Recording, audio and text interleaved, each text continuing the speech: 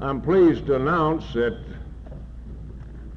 the delegates at this convention put $250 in that little box a while ago for the city employees of Jackson. $250. And I understand that some of the locals have advised, yes, Brother Forrest? $50 will be coming from the meat cut as quick as I can go back up to my room. 50 more. I make it even 300. Fine. If we got another bidder, how about another 100? Good. Thank you very much, Cornelius.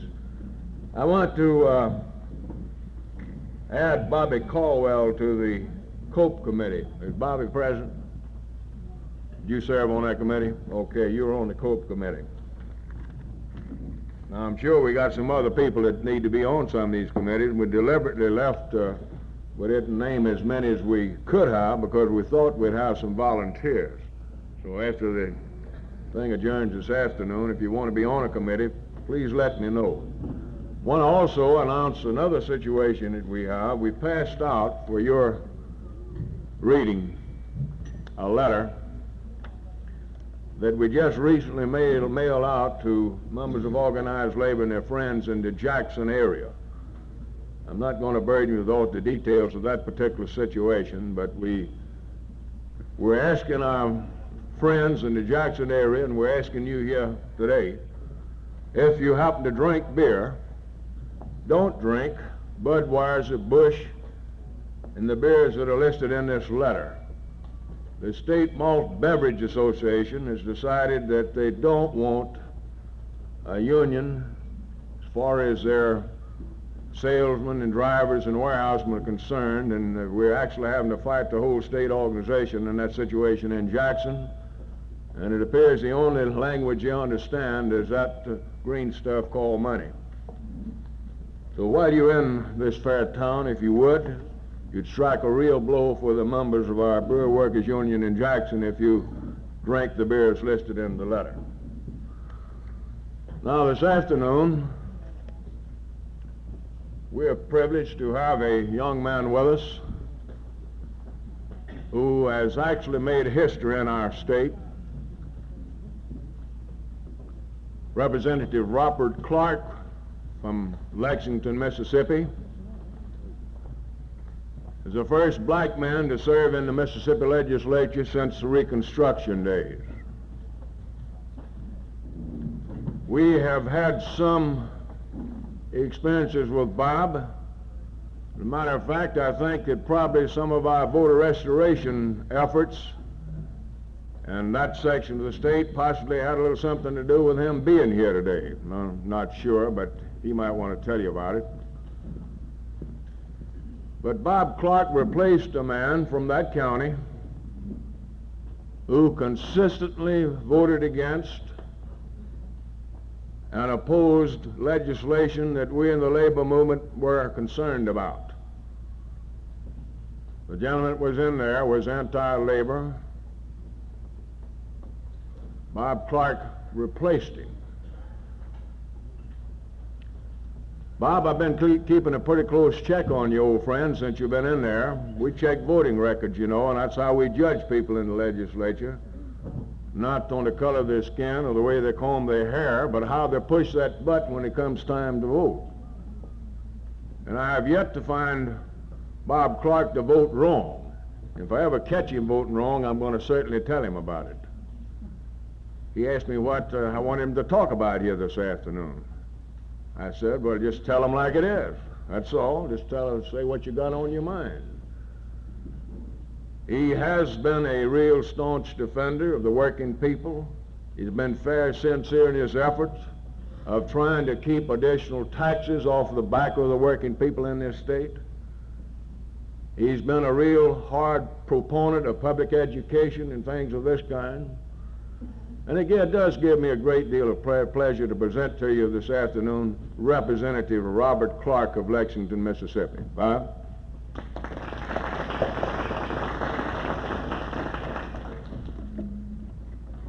Thank you, Claude. To the members of this great organization, I can assure you it is indeed a pleasure to have the opportunity to be a part of you at this time. I think very much of this organization and the things that it is trying to do for the state of Mississippi, trying to uplift it and make it become the true state in which it should be. But as I stand here and discuss a few things with you this afternoon very briefly, first of all, Claude told me to talk about what's on my mind. Well, at this particular time, if I would talk about what's on my mind, I would perhaps be talking about my doctor and my wife. This is because I got up out of the bed against the wishes of both of them to come here for this occasion. And don't either one of them know that I'm here. So as I stand here this afternoon, when I first came up here, I looked back of the stage to see if there was a rear exit. Some of you might have heard the recent rock and roll singer of Nay Allen from Belzoni, Mississippi. Well, I remember when he was a boy, still in high school, and his father being a Baptist deacon, he just didn't allow Nay to sing any blues or anything like that. The only singing Nay was supposed to have done was the spiritual singing, the hallelujah singing.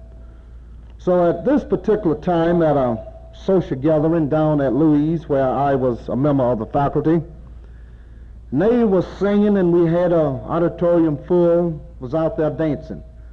So about that time, we didn't hear a voice, and when we looked up, we didn't see no Nay. And the trouble was, Nay's father had come in the front door, and he had gone out of the back door. So if you see me suddenly disappear here this afternoon, you will know that I have seen either my physician or my wife come in the front door there. After we will have finished here talking with you this evening, because of our conditions and other things, our address might be as our address of an outstanding speaker once gave. And when he had finished giving his speech, the promoter of the program and his wife was back home talking about the speech.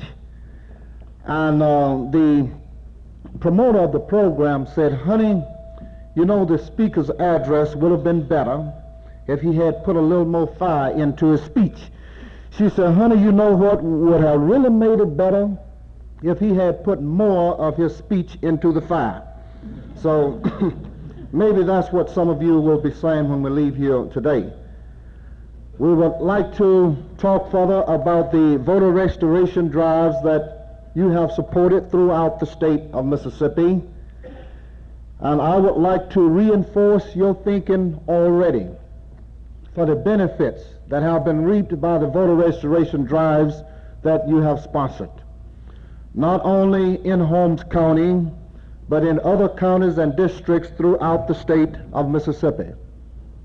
True, we had many forces in Holmes County swinging, but I do not feel without the efforts of this organization that I would have been able to be successful.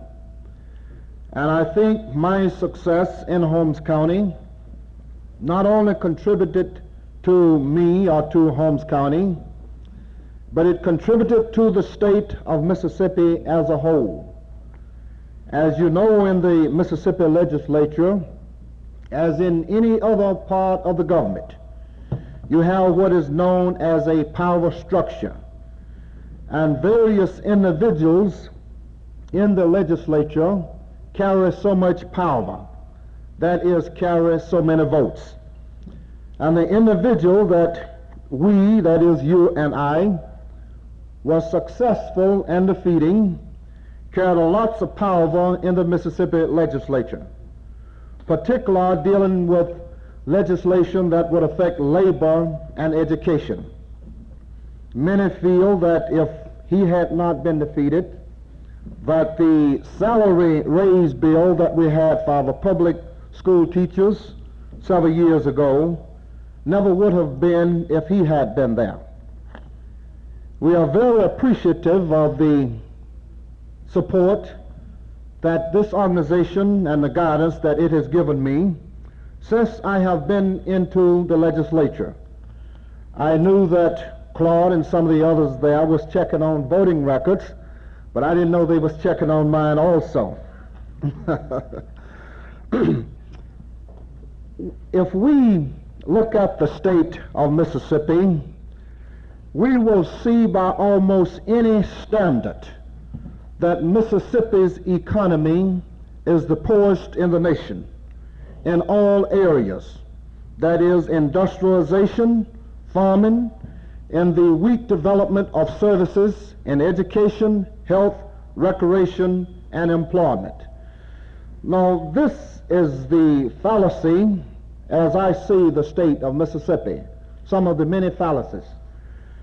This is how I am striving to improve the state of Mississippi. I do not find another organization in the state of Mississippi that is working more wholeheartedly and trying to improve the state of Mississippi in these areas than this particular organization. When we look at Mississippi as a whole, we see Mississippi has all of the natural resources, climates, soils, water, timber, mills, and potentials for industry just as any other state, such as Illinois, Iowa, or maybe Louisiana.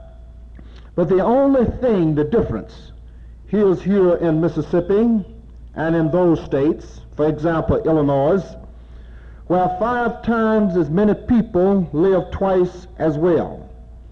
But here we find in Mississippi only a very few, and Mississippi's population benefits from Mississippi's tax structure, which is based on a high sales tax, equally damaging to impoverished black and white citizens of the state alike, is with little or no state income tax and only a very low land tax to touch the comparatively few wealthy individuals. And if we, the state of Mississippi, is ever to overcome, we know that our tax structure in the state must be straightened out so that it will tax the people that are supposed to be taxed and the people that are able to be taxed. I feel that in the past, Mississippi has, by putting impoverished whites against impoverished blacks, has been economically damaging to the state of Mississippi as a whole, since both are ignorant and poor and are a burden on the state's economy, where with education, political union, and freedom and socio-economic upgrading, all, both black and white, could contribute to the economy and the welfare of the state of Mississippi. I do truly believe that there is going to be a working coalition between the rich and the poor and the black and the white in the state of Mississippi. And until we can get a true working coalition between all groups and all races in the state of Mississippi, there's still going to be a dead segment of our population on the economy of our state. I feel that in the past that the state has not encouraged new industry the way she should have, out of fear that it would help the minority people as well as the majority. But the poor majority will eventually see that they also have been discriminated against by such practices, which has prevented them from earning decent wages. I feel that in the state of Mississippi, as throughout this nation, we need more unionism to see that all employees receive fair treatment, But again here, according to my research, the state government of Mississippi has always been against this 100%. And when we talk about unionism here, we simply are talking about collective bargaining.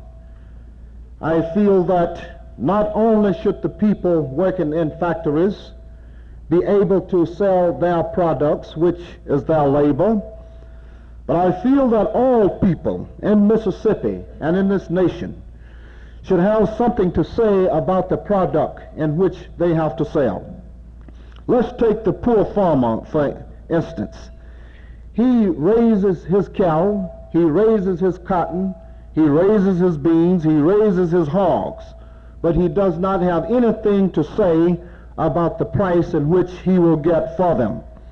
But I don't know, but I see no reason why our unions, labor unions, could not expand and extend its services to all individuals that is expecting any type of income or have anything to put on the market for their livelihood. Looking further at the state of Mississippi, we find that the income gap between the majorities and the minorities generally has been the greatest in the Mississippi Delta region, the site of many large landholders, such as some of our senators, that pay relative little taxes, while the brunt of the tax burden falls on the poor middle class through the state's sales tax. And you might be interested in knowing that I have been thinking about and talking about for some years, and have been a supporter of the idea in the state of Mississippi that would take taxes off all foods and that would take sales taxes off all medicines. Now, after all, if other states in this nation is able to do that, I see no reason why a state with many rich resources as Mississippi cannot do the same. And when we talk about the state of Mississippi here having rich resources, if you have not made an extensive study of the resources of the state of Mississippi, I would challenge each one of you here this afternoon to study the resources of the state of Mississippi. And if once we study the resources, then we'll be made to wonder. We'll scratch our heads and wonder, why is Mississippi at the bottom of the ladder? And then when you study further, I assume if your study proves as mine has proven, that you will find some of the same causes in which I am finding why Mississippi is at the bottom of the ladder. As we know, Mississippi does not even have a compulsory school attendance law. This is a situation that is equally damaging to both the black and white poor of the state. The tax structure is not geared to support the universal education adequately. All public universities in the state of Mississippi, both black and white, has about a total budget of maybe one of the major universities and some of our neighboring states. The major need of impoverished communities in the state of Mississippi, in order of importance, are education on both the elementary and adult levels, technical advice and training, vocational training and basic information, and also employment. Because we feel that in the state of Mississippi, if we would get a decent education, if we would do something about the health and the housing of the state, but if we could not do anything about the economy of the state of Mississippi, then if some kind of grant was given to help the aforementioned things, then the individuals that had been helped, that had been educated, would fall right back into the same rut. But as we talk about these things here this evening, we are pleased to say that from being affiliated with your representatives in the legislature, that your representatives and your organizations have supported all of these things. You know, when I first heard about labor unions, I thought labor unions was more or less concerned with just the labor forces and jobs and strikes and high wages and etc. But I'm proud to say that this organization is concerned with the total development of the state of Mississippi. They are concerned with each community in the state trying to become self-sufficient. In order for a community to become self-sufficient and off the relief rolls and acquire the skills to modernize and to operate its various farms and to go into industry, to get jobs in industry and furnish leadership and educate it up to the demands of the modern society and age, they need to become a productive unit. If they do not become a productive unit, then the only thing that we see that they can be, that is a burden on the economy or on the state. Now all of this takes efforts. All of this takes education. This is why the refusal of many people in Mississippi to join in a sound school system, offering opportunities for all, rather than for just a few, is a tragedy for Mississippians.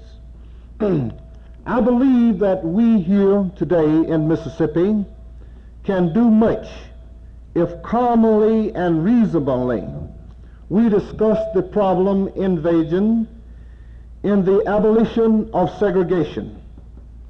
If we can discuss the fears of both the black and the white community and leaders in biracial balance commissions for each district in the state, I believe this will do much towards alleviating the problems. You might be interested in noting that I proposed in this past session to set up in each of the 147 school districts in the state of Mississippi such biracial committees in the field of education, with the hope that it would expand into all other fields. Because I feel that the pressure of our society of the state of Mississippi have ruled many of our boards of education null and void from doing the job that they are supposed to do. And I felt that such commission would have strengthened our local boards of education. Above all, I hope that the deep resolution of all Mississippians to stay in Mississippi and to help build Mississippi and to develop ourselves into a modern community. Now, just last week, we were in Chicago, Illinois, and in several cities and states, we have some research going on there about some sections in the state of Mississippi, and particular Holmes County. And we found there that approximately for the past 20 years, that approximately 20,000 black people have left Holmes County and is now living in Chicago, Illinois. That is about approximately the same number that is living there. Now, we have not completed our study yet of the white population that have left Holmes County, but we have indications to believe in the preliminary research that we have done thus far that quite a number of whites likewise is leaving Holmes County. And when we say Holmes County, we mean this is a typical Delta rural farming county in the state of Mississippi. Now, what does this tell us? This tells us that too many of our people, too many of our human resources and our best resources are leaving the state of Mississippi. And I feel that it is going to be organizations like this one here to continue what you have done in the past, to continue what you are doing at the present, so that you can make whole Mississippi a modern community, so that our resources will be able to stay at home and make a decent living. Just as the county of Jackson here on the Gulf Coast is turning out and proven to be one of the most industrialized sections in the United States and is so recognized, there is no reason, if the right thing is done by all involved, that the entire area of Mississippi cannot be developed just as Jackson County is being developed. We, as of yet, the majority of the people, do not yet share in the government, employment, our white-collar work, or in any other area proportionate to our numbers. But we seek to gain the skills and to have fair chances in a Mississippi which can become a far better place for both black and white in future years. We, the minority of the state of Mississippi, do not seek reverse discrimination, for we know that we are all children of one Father. The basic question for the future in Mississippi, as it is in the ghettos of Chicago and other areas where so many of our brothers live, is whether America is ready to bring to reality the common Constitution, which as citizens in the United States we all share. In Mississippi, as in the country as a whole today, discrimination in education, jobs, and in other areas can only lead to waste, suffering, and ruin. But in Mississippi, as elsewhere, fair chances for all people in education, employment, housing, and health can mean a better life for all Americans. And this is what I seek. Thank you.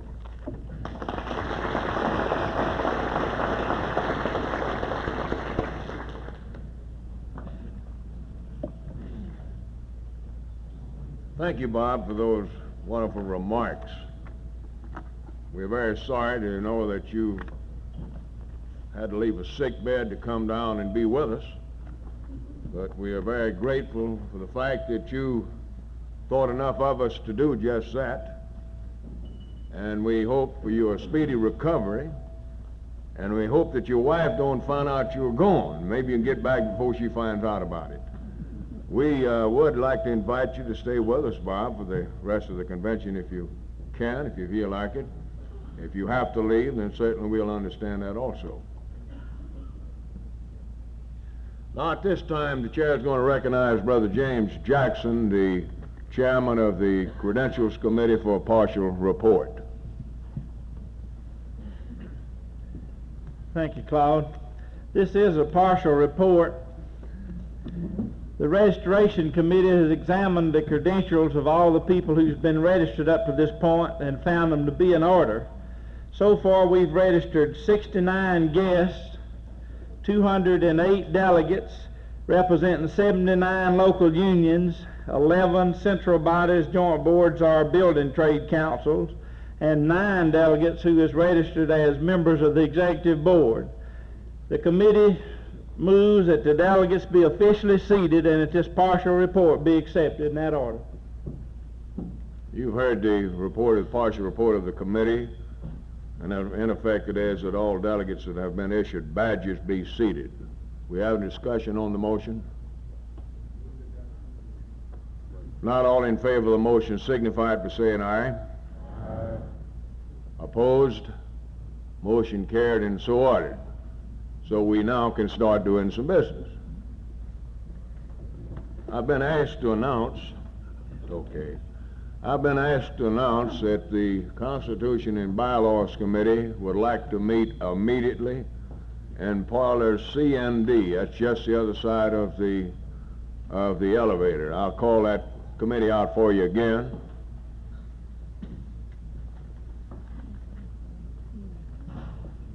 In case there's somebody was not here when I called them out earlier this morning.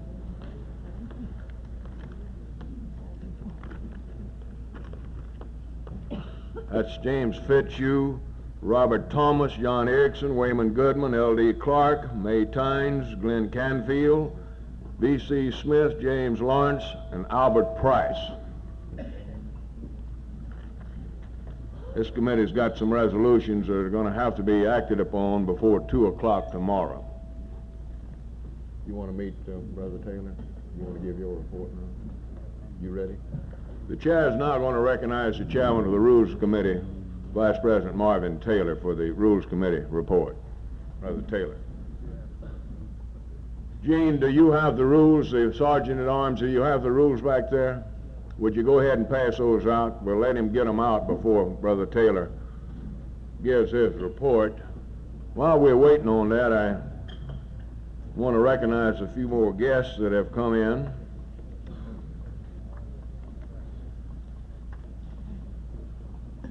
Ransom Jones. How'd you get in here, fella? Turn up and let him see you.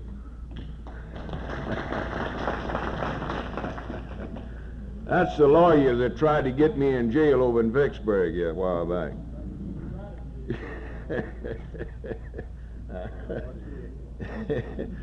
Frida Guyton, ACWA. Where's Frida? You here, Frida? There she is.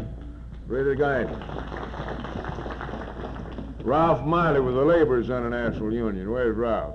Is he here? I know he was in the organizing meeting earlier. We have Mr. Jack Langford with the Office Workers Union, who also is visiting with us. Is he here? There he is in the back. John Cunningham with ACWA Joint Board, New Orleans, Louisiana. Glad to have you with us, John. Ed Miller with the Laborers International Union. Where's Ed? I know he was here. He was headed to lunch. Well, you can tell him that I did call his name out here. T.T. Odom of the Laborers Union. Is he here? They out organizing somebody, I guess. Cecil Mabe of the Furniture Workers Union. Is he here? He was here earlier. And of course, this gentleman will be on the program in a few days. I won't introduce him now. He will too. Got Rutledge. And Marcel Frank of the Bottle Blowers Union. Is he here? I guess they decided I wasn't going to introduce him and left. John Collier with the Service Employees Union. He's here. Here he is. Glad to have you, John. Has everybody got a copy of the proposed rules? If you don't have, hold your hand up. Some in the back there.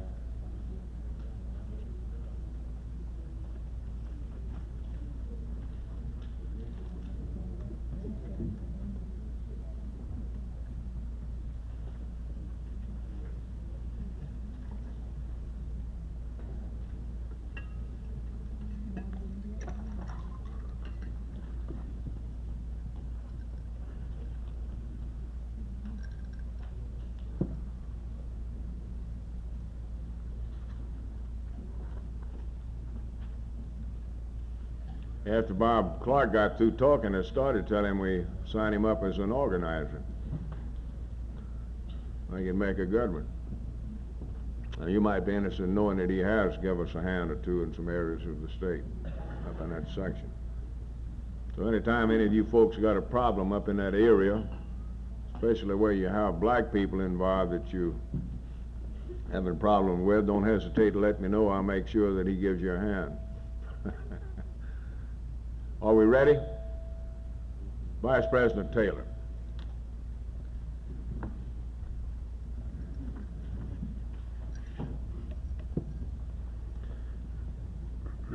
Report of Rules and Order Committee. You will note that there are 19. Number 1, The convention shall be called to order at 9:30 a.m. on Monday, Tuesday, and Wednesday. The convention shall recess for lunch and reconvene according to program schedule and shall remain in session until the business of the day is completed. 2. Delegates desiring to address the convention on any question shall announce their name, the organization which they represent, and the number of their local union. 3. If a delegate, while speaking, be called to order, he shall, at the request of the chair, take his seat until the question of order is decided. 4. Should 2 or more delegates arise to speak at the same time, the chair shall decide who is entitled to the floor. 5. No delegate shall interrupt another in his remarks except to raise a point of order. 6. A delegate shall not speak more than once on the same subject until all who wish to speak have had an opportunity to do so, no more than twice, no longer than 5 minutes at a time, without the unanimous consent of the convention. 7. At the request of 10 delegates, the mover of a motion shall submit it in writing. 8. A motion shall not be open for discussion until it has been seconded and stated from the chair. 9. Motion to lay on the table shall not be debatable except as limited by Robert's Rules of Order. 10. All resolutions shall bear the signature of the introducer and title of the organization he represents, and shall be submitted in triplicate form, except those submitted to the Secretary of Treasury 30 days before the convention in accordance with Article 4, Section 6 of the Mississippi AFL-CIO Constitution. 11. No motion or resolution shall be voted upon until the mover or the introducer has a chance to speak on it, if he or she so desires. 12. The reports of committees shall be subject to amendments and substitutes from the floor of the convention, the same as other motions and resolutions. 13. When a question is pending before the convention, no motion shall be in order except to recess convention, to refer for the previous question, to table indefinitely, to table for a specific time, to divide or amend, which motion shall have precedence in the order named. 14. Issues may be decided in any parliamentary manner, but a call of the roll is in order when supported by 30% of the delegates present at the time of demand. 15. When a roll call has been taken and all delegates present have had an opportunity to record their votes, the ballot shall be declared closed. 16. When a roll call ballot has been ordered, no adjournment shall take place until the results have been announced. 17. It will require 2/3 of the seated delegates to hold a night session. If a night session is held, the assembly hall shall be cleared of all delegates by 11 p.m. 18. International representatives shall have the privilege of the floor on any matter of business governed by the same rules as all other delegates. 19. Robert's Rules of Order shall govern all matters not herein provided for. Respectfully submitted, the Rules Committee, which is composed of the following people: John McDaniel, J.B. Lott, Jimmy Shepard, Brenda Hinton, Mary Ward. Mr. Chairman, I'll offer a motion that the report of the Rules and Order Committee be accepted.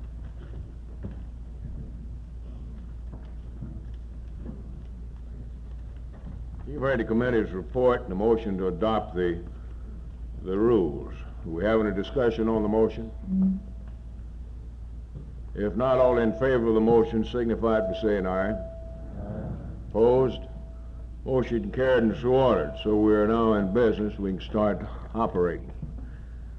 Brother Schaefer, would you be kind enough to escort our distinguished Superintendent of Education to the rostrum? He's getting back there and get lost in the crowd like nobody knew he was here, I reckon.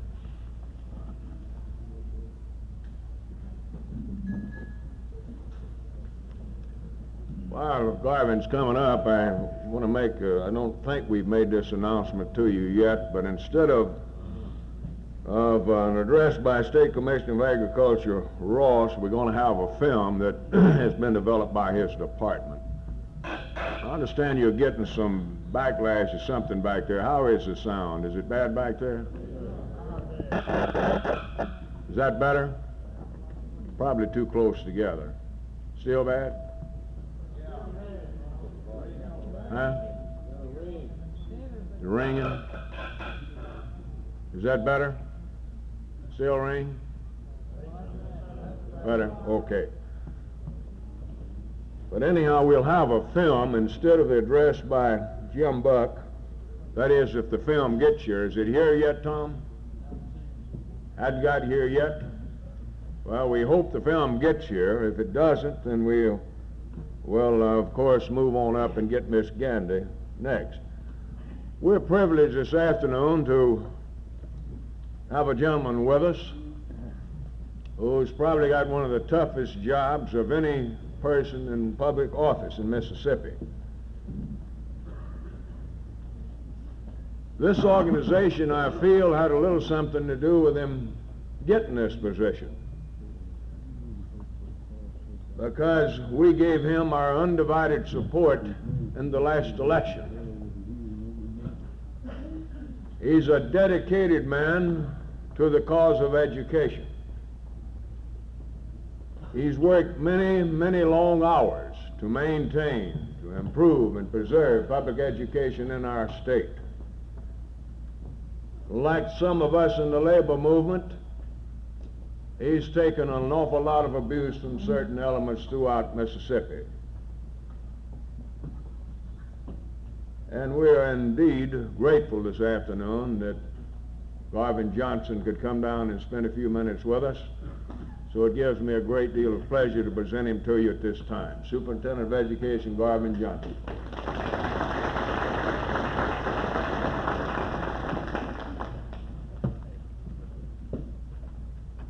Thank you very much, Mr. Ramsey, members of the convention of the AFL-CIO, and guests here this afternoon.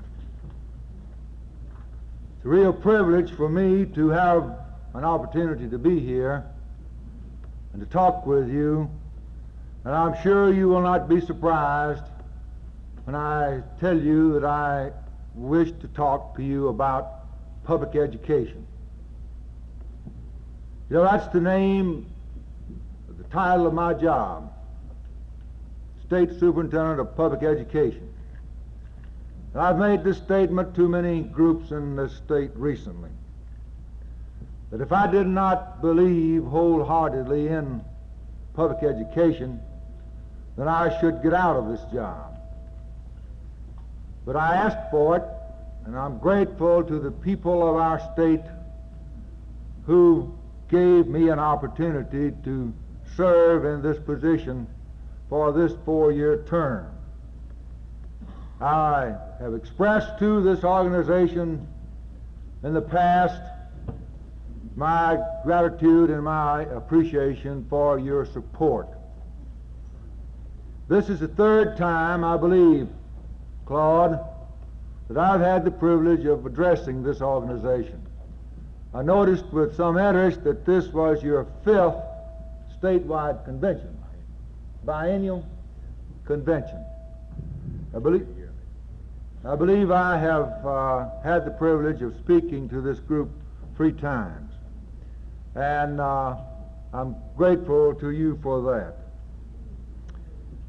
Claude mentioned to you the fact that the position which I now have is one which sometimes becomes very difficult, and it becomes a hot seat frequently.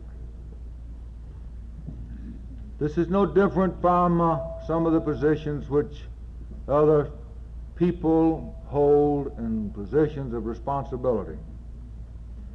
It becomes necessary sometimes for an individual to stand up and be counted for that in which he believes. And that is what I have tried to do. The 2.5 years, it's been my privilege and my responsibility to to serve as your state superintendent of public education. I've spoken to many groups in this period of time. I've had many of them to ask me how I like the job and what I think about the position. And I always tell them as truthfully as I can that it is a difficult job, but that I appreciate it, and that it reminds me of the story which some of you perhaps have heard of the drunk who was being tried for setting fire to a bed.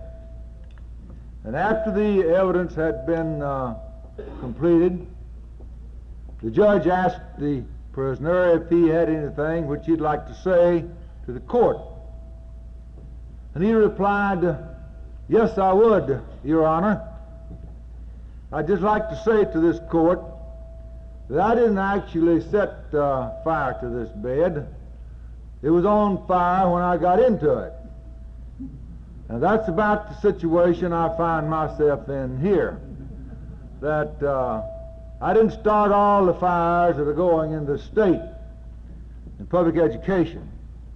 Many of them were burning before I came to office.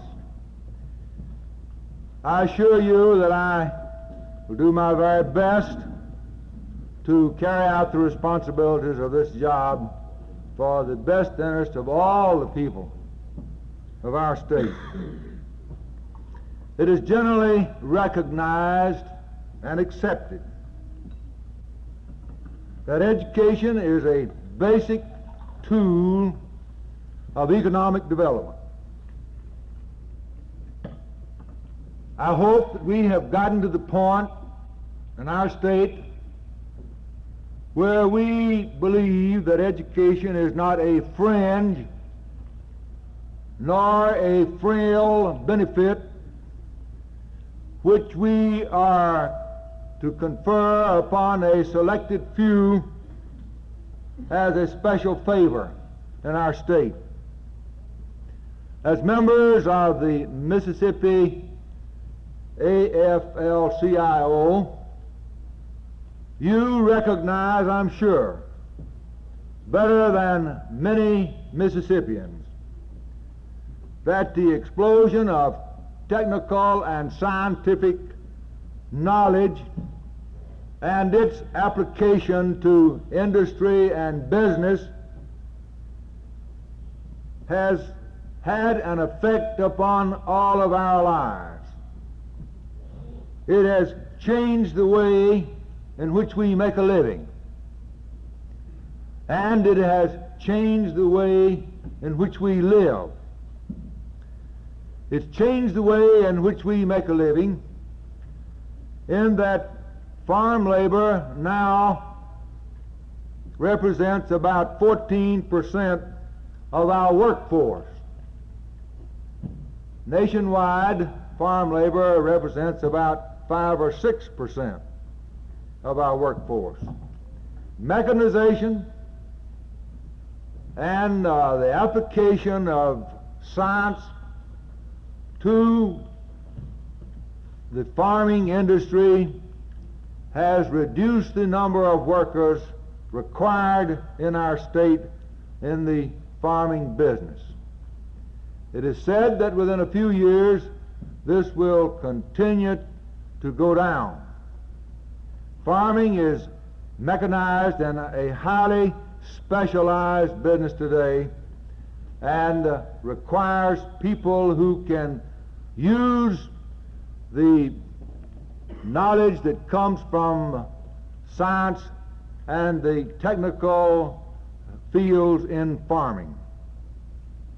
It has changed the way in which we live in our state, in that we now have approximately 40% of the population of our state living in towns of 2,500 or larger.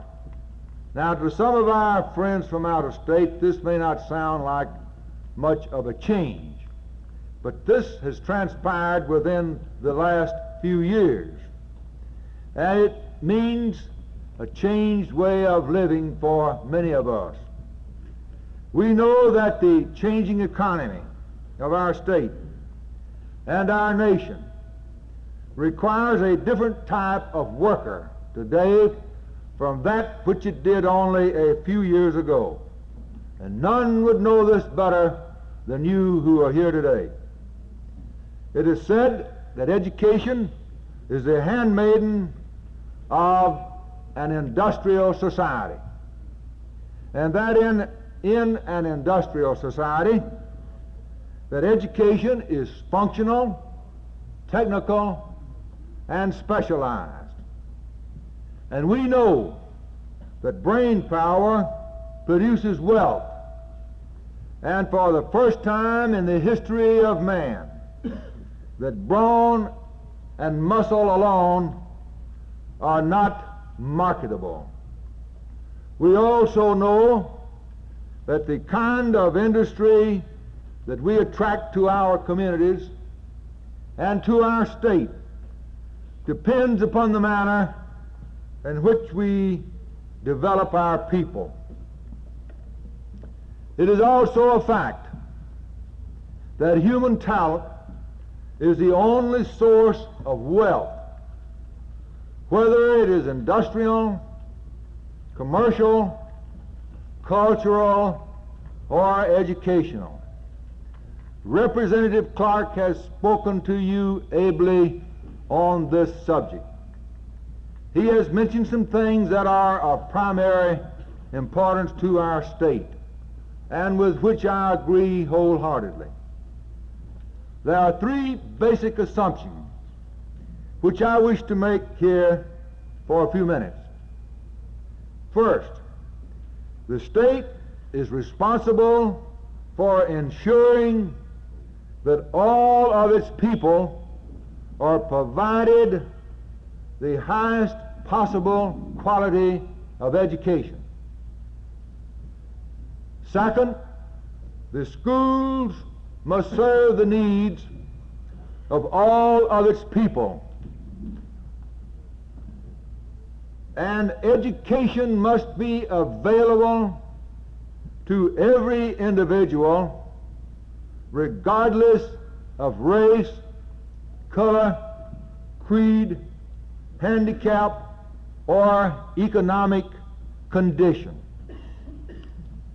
The state also has a responsibility and an obligation to see that the resources which it has and resources which it makes available, that part of its resources which it makes available for education, are used effectively and efficiently for all of its people. In our state, we may have failed to recognize that schools must serve all of its people, and not just the 50% who enter college from high school. And of this 50% who enter college, approximately 25% receive a baccalaureate degree. We know that only 20% of our workforce need a college degree. However, the remaining 80% of our workforce need job-oriented occupational training. And we have moved to a point in America where we are an instant action society. We think we have to have instant coffee and instant headache relief and instant rerun of athletic events. Yet there are problems in our nation and in our state which are people problems and which do not fit themselves to these instant solutions and systems. In our state, approximately 53% of our people leave school before graduation from high school.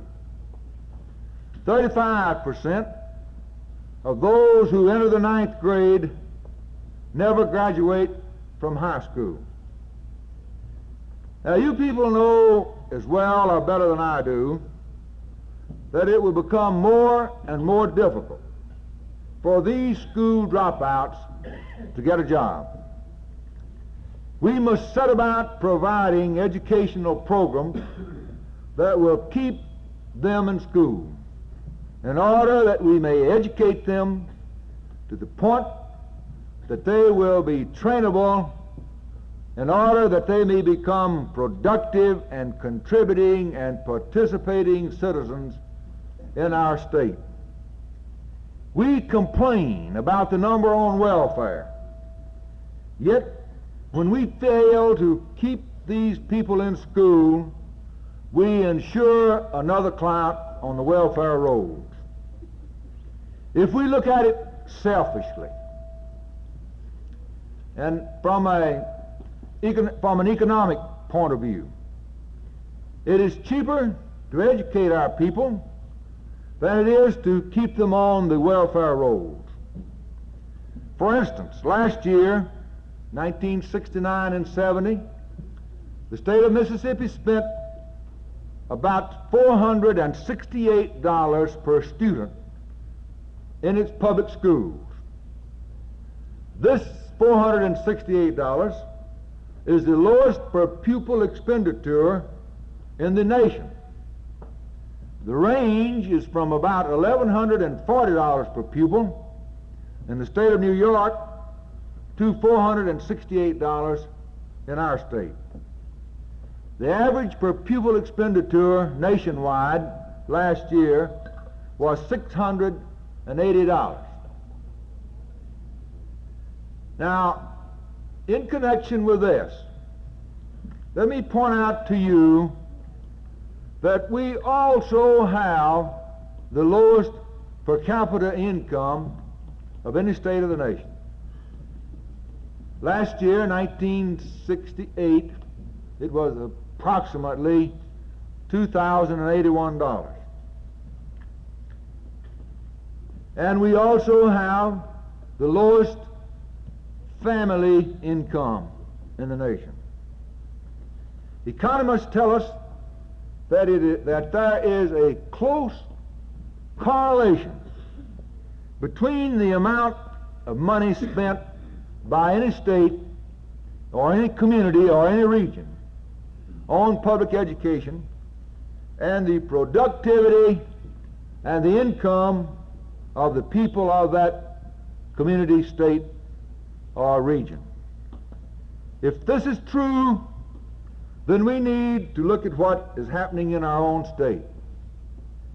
Massive changes brought about in our schools by federal court orders and by civil rights voluntary compliance agreements have brought with it serious and crucial problems which you as a labor group cannot ignore. For instance, as of July the 1st of this year, we had 148 school districts in our state. And of this number, 78 were under court order, 47 were in voluntary compliance. This total of 125 districts out of 148 had in its enrollment 80% of all of the elementary and secondary children in the state. Now, I'd like for you to get the full significance of that statement. The 80% of all the children in elementary and secondary schools in this state, public elementary and secondary schools in this state, were in attendance in what has been described by federal authorities as unitary school systems and as acceptable to them. This left 23 districts as of July the 1st that were not in compliance. The Justice Department, as most of you know, has brought suit against the State Board of Education and the State Superintendent of Education, and has said that it will be the responsibility of the State Board to bring these other 23 districts into compliance. Now, since this order was issued, I am informed by the Justice Department that there are only about 8 or 9 districts which are not in compliance at this time. They have said, however, that all districts must be in compliance by the beginning of the school year 1970-71, by the fall term, in August, beginning in August or September. Now let me point out to you something that's happening in our state. In September of 1969, we started out with an enrollment in the public schools of approximately 575,000 pupils. By the end of the 5th month, this was down to 550,000 students. By the end of the school year, this enrollment was down to approximately 540,000 children. Now, many of these children enrolled in private schools where they were available. We do not know where many of them are. We hope that they are enrolled in schools, and we hope that they are enrolled in good schools. Now, I have no quarrel with anyone who wishes to send his child to any school other than a public school. That is a parent's option. I do, however, have strong convictions that these children should be in good schools.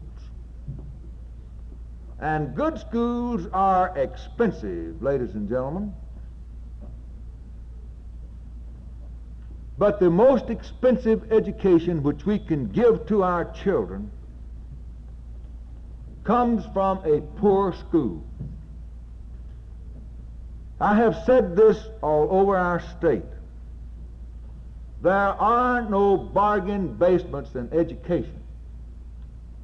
We only get what we pay for in education as well as we do in any other commodity which we purchase. We hope that these children who have left the schools are in good schools. We hope that if they are not, that they will come back to the public schools, because we intend to operate good instructional programs in the public schools of this state. Now, this has created problems all over the state. In some communities, it has resulted in a move for the lowering, the decrease of local taxes for the operation of public schools. Statewide, it has resulted in less than enthusiastic support in the legislature for increased appropriations for the operation of public education. Now, this is something that concerns all of you. With all of our problems, we must maintain a strong system of public schools in our state. It is the only source of education for the great majority of our people. Let me point out to you, I mentioned to you a moment ago that our per capita income in Mississippi is $2,081 at the last report. We have another item that goes along with that. In 1968, 54% of the families of our state had incomes of less than $5,000. 76% of the families in our state, and this is the total family income, 76% of the families of our state had incomes of less than $8,000. Only 16% of our families in this state that year had incomes of more than $10,000.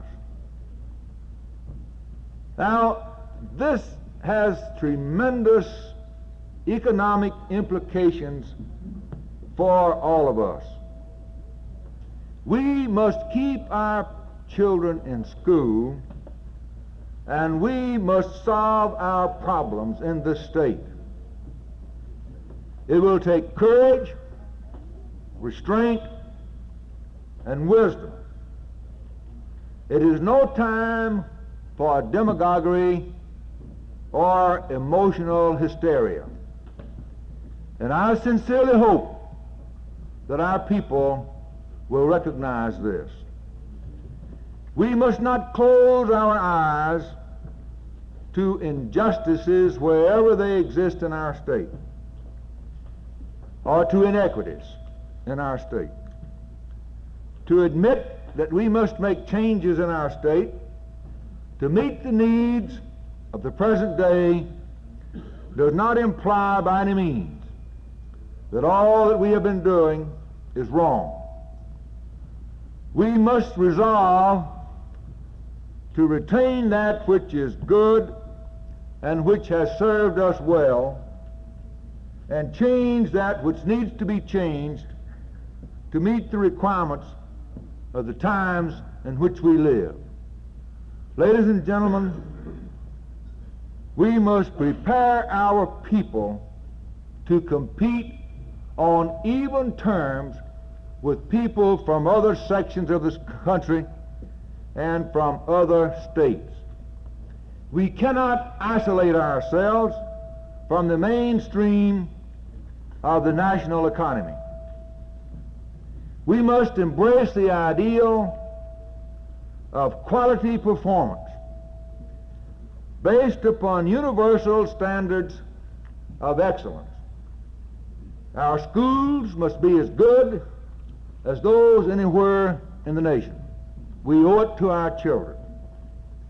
Our production methods in the factories, on the farms, our distribution methods for the goods which we produce on the farm and in our factories, and our marketing procedures must be as effective and as efficient as those anywhere in the nation. This can only be accomplished if we educate our people. This is our challenge and our obligation and our responsibility. Thank you very much for the privilege of being here. Thank you, Doctor. Thank you. Thank you very much, Doctor. I forgot to tell you that he was now a doctor of education. I understand he's got a doctorate degree since he was elected to the office he now holds. We are certainly happy to have you here, Dr. Johnson, and we'd like to invite you to stay around and visit with some of us. You might need a little help the next time around. It might be a good idea to become personally acquainted with some of these folks. Most of them have friends and neighbors that also vote. So it is a pleasure to have you here. Now, is the film ready? Is Tom ready with the film? Somebody's check with him and see if he's ready for the film. I saw him come in here and set it up.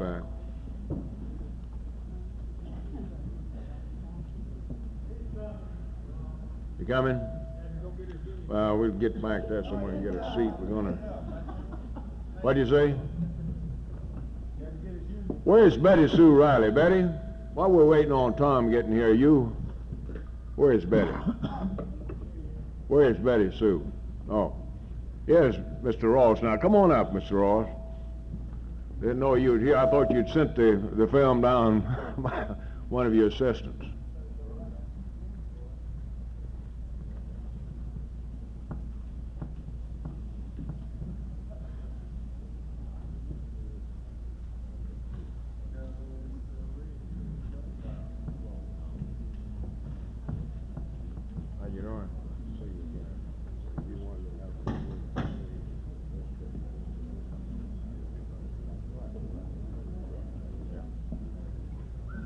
I wasn't too sure how we were going to arrange this, but the commissioner advises me that he'd like to have a few words to say before the film is shown.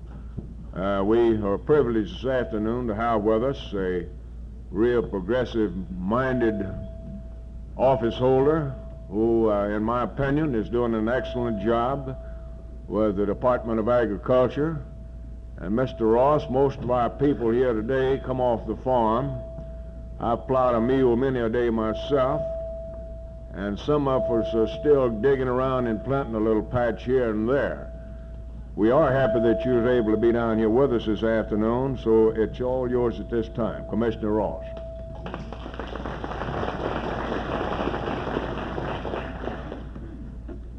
Ladies and gentlemen, thank you for the opportunity of being here. They say a picture's worth 1,000 words. We have what we believe is a film that really tells a story about Mississippi agriculture, and we're proud of it. If I could indulge on your time for just a moment, I'll not talk long. It reminds me of my situation reminds me of a story about an auctioneer. This man, it actually happened. This man's name was Tom McCord. And you know, all auctioneers are known as Colonel.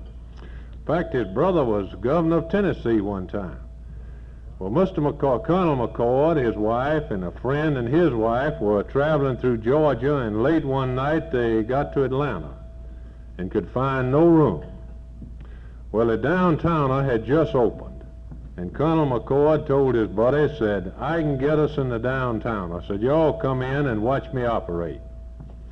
Well, they went in, and Colonel was a flamboyant character and an imposing-looking individual, and he walked up to the desk clerk and said, "Brother, would you have lodging for 2 weary, wayfaring strangers and their wives?" And the desk clerk looked at Tom, and he said, "Reverend," said, "I'll just make room for you." Well, if Tom had stopped right there, he would have had it made. So that's why I'm not going to talk long and show the film. Tom said, "Brother, do you have clergyman rates?"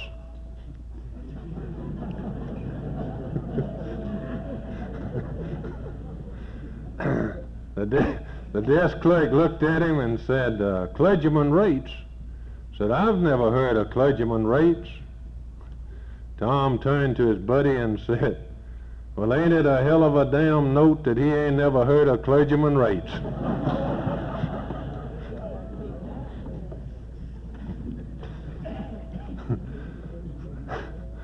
Desk clerk said, "You know, preacher, get out of here."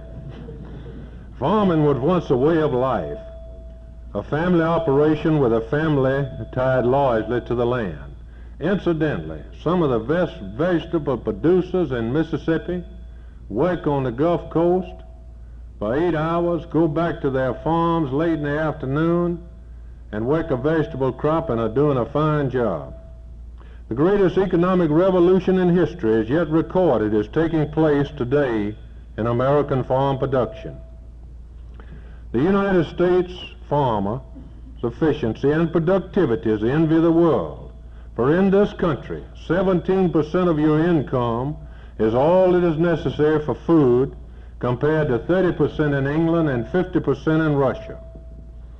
The farmer is a principal customer for much of the goods and services of this nation. His investment is incredible on the basis of return. Now get this, ladies and gentlemen.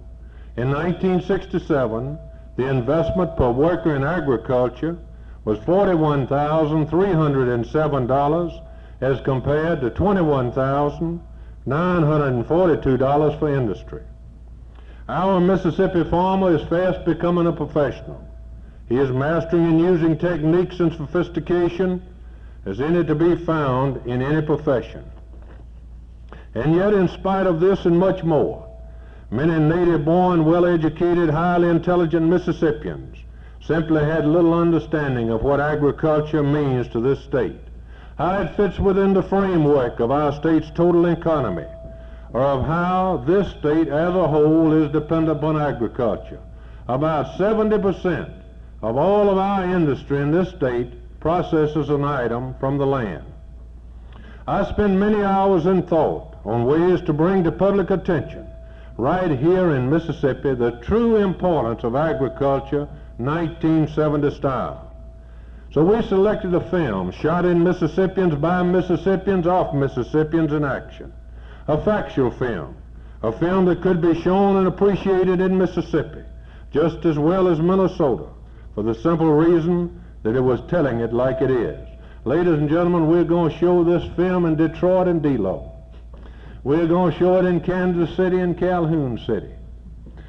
It has a cast of thousands. It was a year in the making. Mostly cattle and hogs, the cast of thousands, but it does have a G rating. G.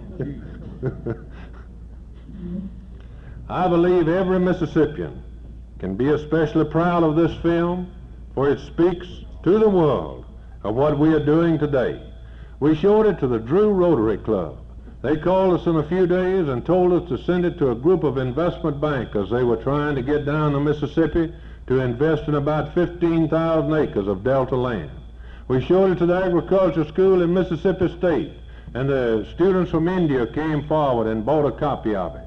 We showed it on the television station in Memphis, and people in Arkansas and Texas and Tennessee wrote us for copies of it. So it's with pleasure that I present to you the promise of agriculture. Thank you very much.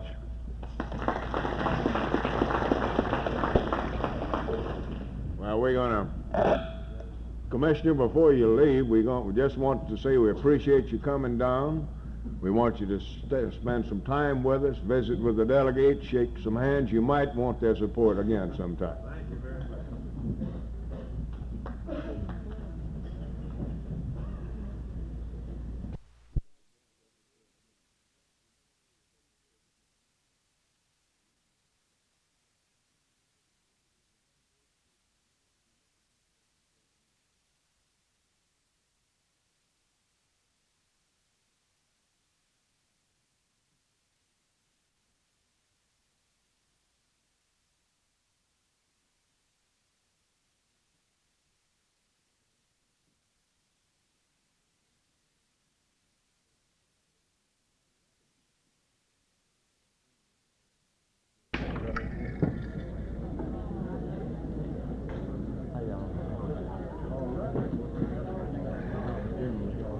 I see it in the gallery.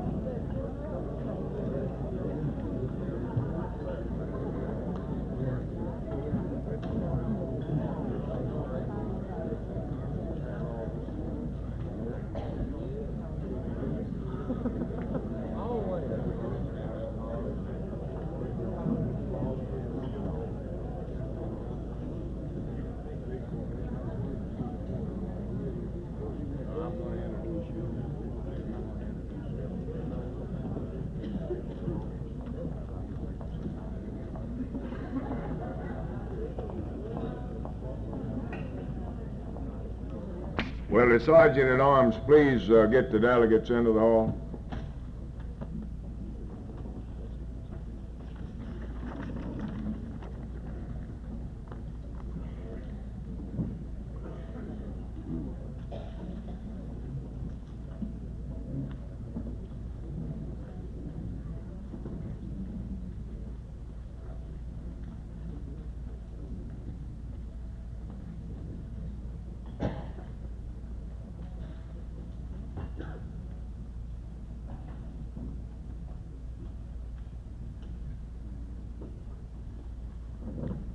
Looks like we're a little short this morning on delegates. I guess everybody's been out inspecting the Camille damage, I guess.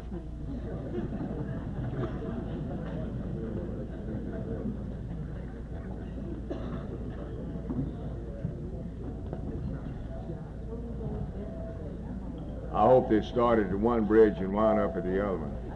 You have to make the whole tour to see it all.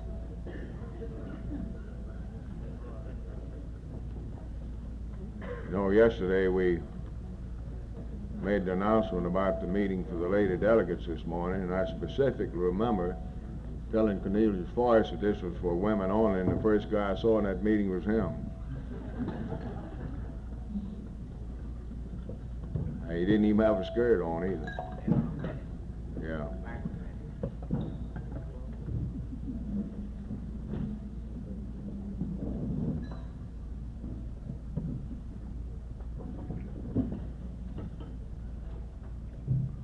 We're privileged this morning to have an old friend of ours who we've had the privilege of working with for a number of years in our, you might say, political program to try to better conditions in our state. The Reverend Allen Johnson has been before this convention before and really needs no introduction. But when we first met him, he was a pastor of a church in Jackson, Mississippi. Since that time, he's been moved to Laurel, Mississippi, and has been very active there in trying to work out problems on race relations and things of this kind.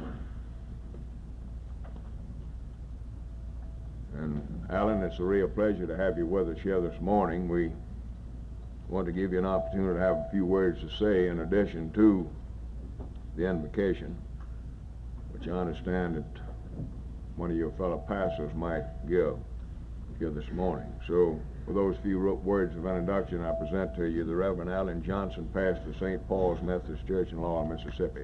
Reverend Johnson. Thank you, President Carter Ramsey, my very good friend. To all of you, the delegates and friends, let me assure you that we are happy to be here this morning. It's not a coincidence. It's almost on purpose that we have a person do the praying for us this morning, because later today I might have to do some cursing at a hearing here in Biloxi concerning our school situation, and I needed somebody to pray for me and get me in the proper mood. And we do have with us this morning a very outstanding pastor in the city of Laurel, Reverend James Chandler, pastor of St. Elmo Baptist Church. We Baptists and Methodists learn this ecumenical situation, and he's here now and will bring us the prayer of the morning. After that, we will read the scriptures and make a word or two of comment. We're happy to have our very good friend, Rustin, here as the guest speaker this morning. We certainly will not intrude upon his time because we all need to hear him and the message he has for this time and this age. Reverend Chandler.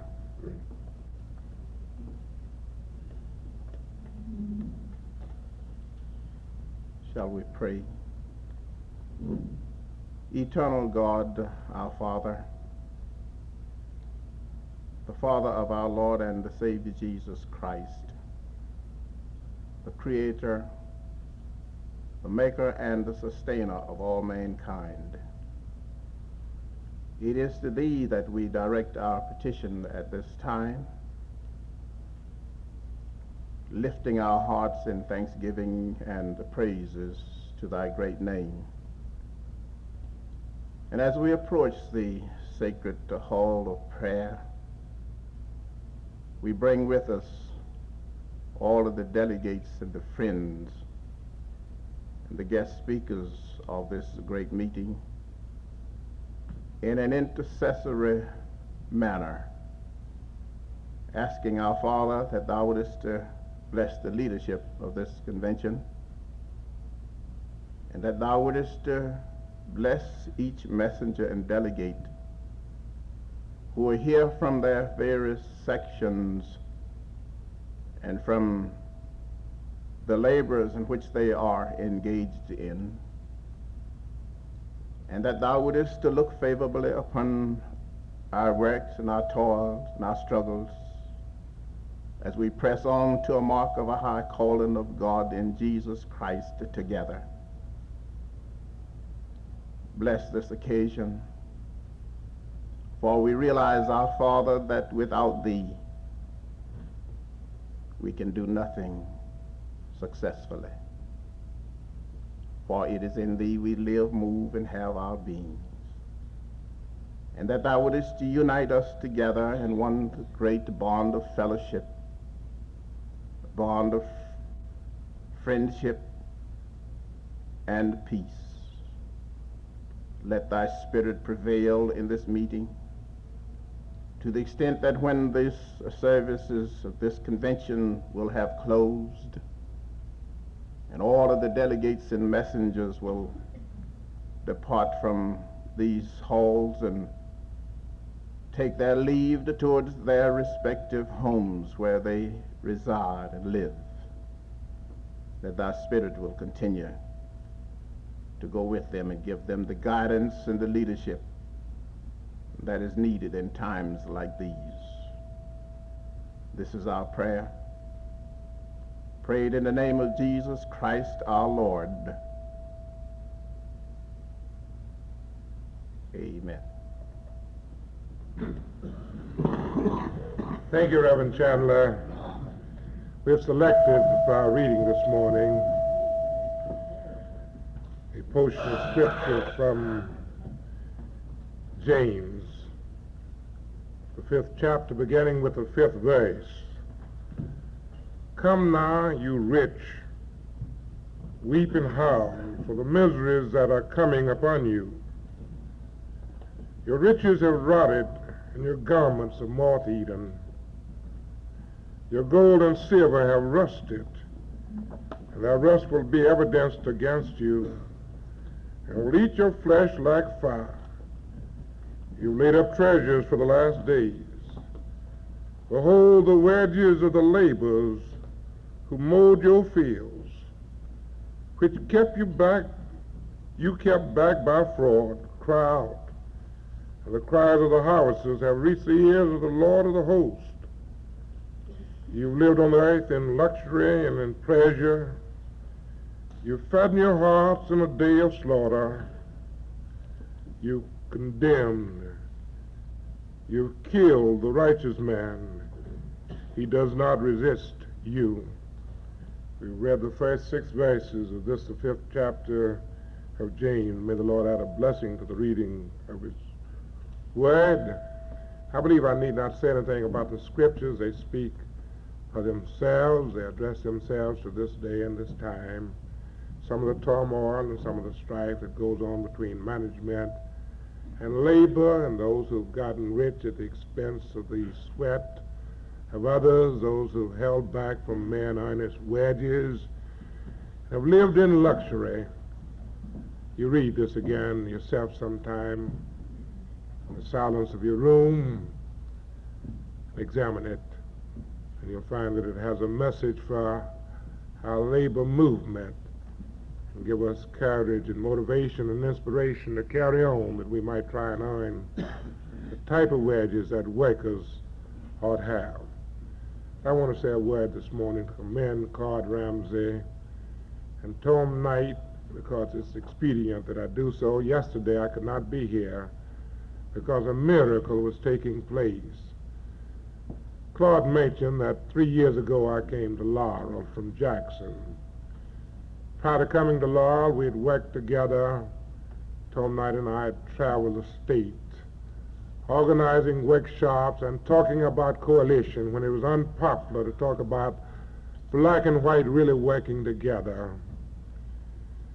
We felt that somehow the only way we can solve the problems of Mississippi and the Southeast and the world, that we have to recognize that there's much in common between the races, in particular the working classes. So we worked in the framework of the Voters' League, pulling together these fragments of our society, trying to make a whole. Leaving Jackson, came to Laurel, where my home was completely dynamited and damaged and bombed to splinters. But in 3 years, that one house been exchanged for 100 houses. 3 years ago, there was no real relationships between the white and blacks in Laurel. The Klansmen were rampant, and We were having trouble with labor and with management. But yesterday, I saw the city of Laurel assembled as I've seen the two races nowhere in my life come together as they did yesterday for the official groundbreaking of the first 100 units of the Leontine Price Allen Johnson low-rent supplement housing. This was a miracle. Since the bombing of my parsonage when they thought I would leave town, we've been able to pull together a coalition of black and whites working together. Yesterday, it was not by accident that all of the bankers of Laurel were there.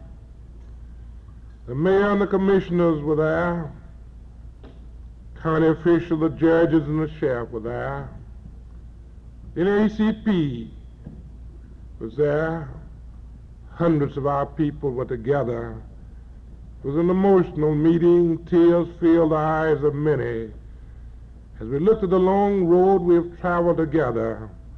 Management, Jim Robertson, who represented Masonite, and Jim Devine, who represented labor, forces that for a while could not sit together, talk together, but yesterday at high noon, for the official groundbreaking of the Leontine Price Allen Johnson units, we had this togetherness. This togetherness that spoke loud and clear, crystal clear, saying to you and to me and to all of us that if we are to accomplish anything, it must be done together. We must recognize that our destiny is a common destiny. It is only as we strive and as we seek the same goals that we're going to better the living conditions of all of our people.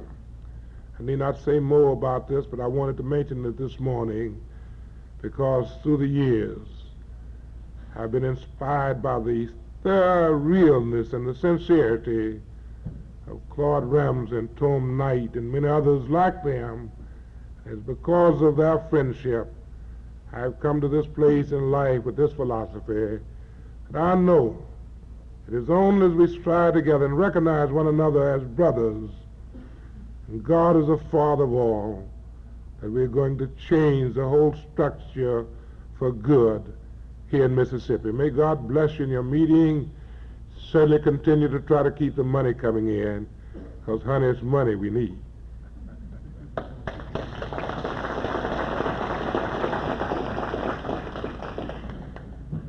Thank you, Alan. Thank you very much. We did pass a hat yesterday. I don't know if we can get the thing out of this crowd again this morning, but for your information, we passed a hat yesterday and raised $300 real quick for the city employees in Jackson. And if we can find an excuse, we'll pass a hat again this morning, but we might overdo that thing. We're going to change the agenda slightly here this morning. Our distinguished guest has to get an airplane out of Mobile somewhere around noon. So we're going to, instead of convention business at this time, we're going to move the program up and bring on our distinguished guest speaker at this particular time. Now, I've been knowing Bart Rustin for several years, and of course I have read about him many, many times. I've read many speeches that the gentleman's made, and he's kind of like Claude Ramsey is, I guess. He kind of tells you like it is on occasions, and let the chips fall where they may. He doesn't need any, it's not necessary, I don't think, for him to make any apologies to anyone, black or white, for his views. He's trying to do a job as his position of director of the A. Philip Randolph Institute. And that job is simply to convince a great majority of black citizens in this country that their aims and objectives can best be attained by working within the framework of our system of government.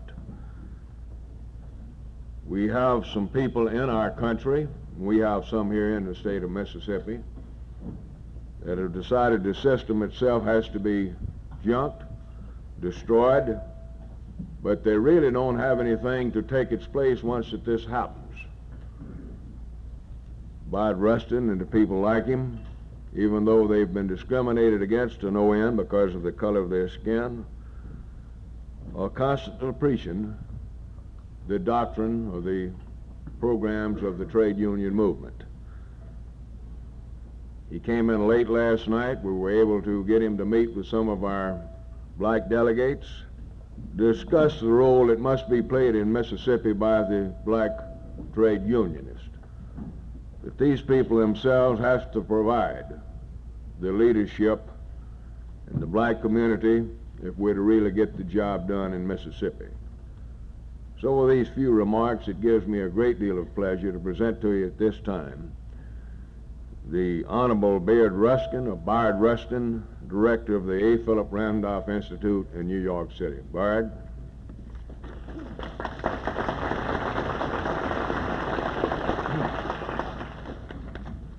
Mr. Chairman, ladies and gentlemen, I would like very much to develop quite a different theme than is usually developed in regard to the situation between the races in the United States today.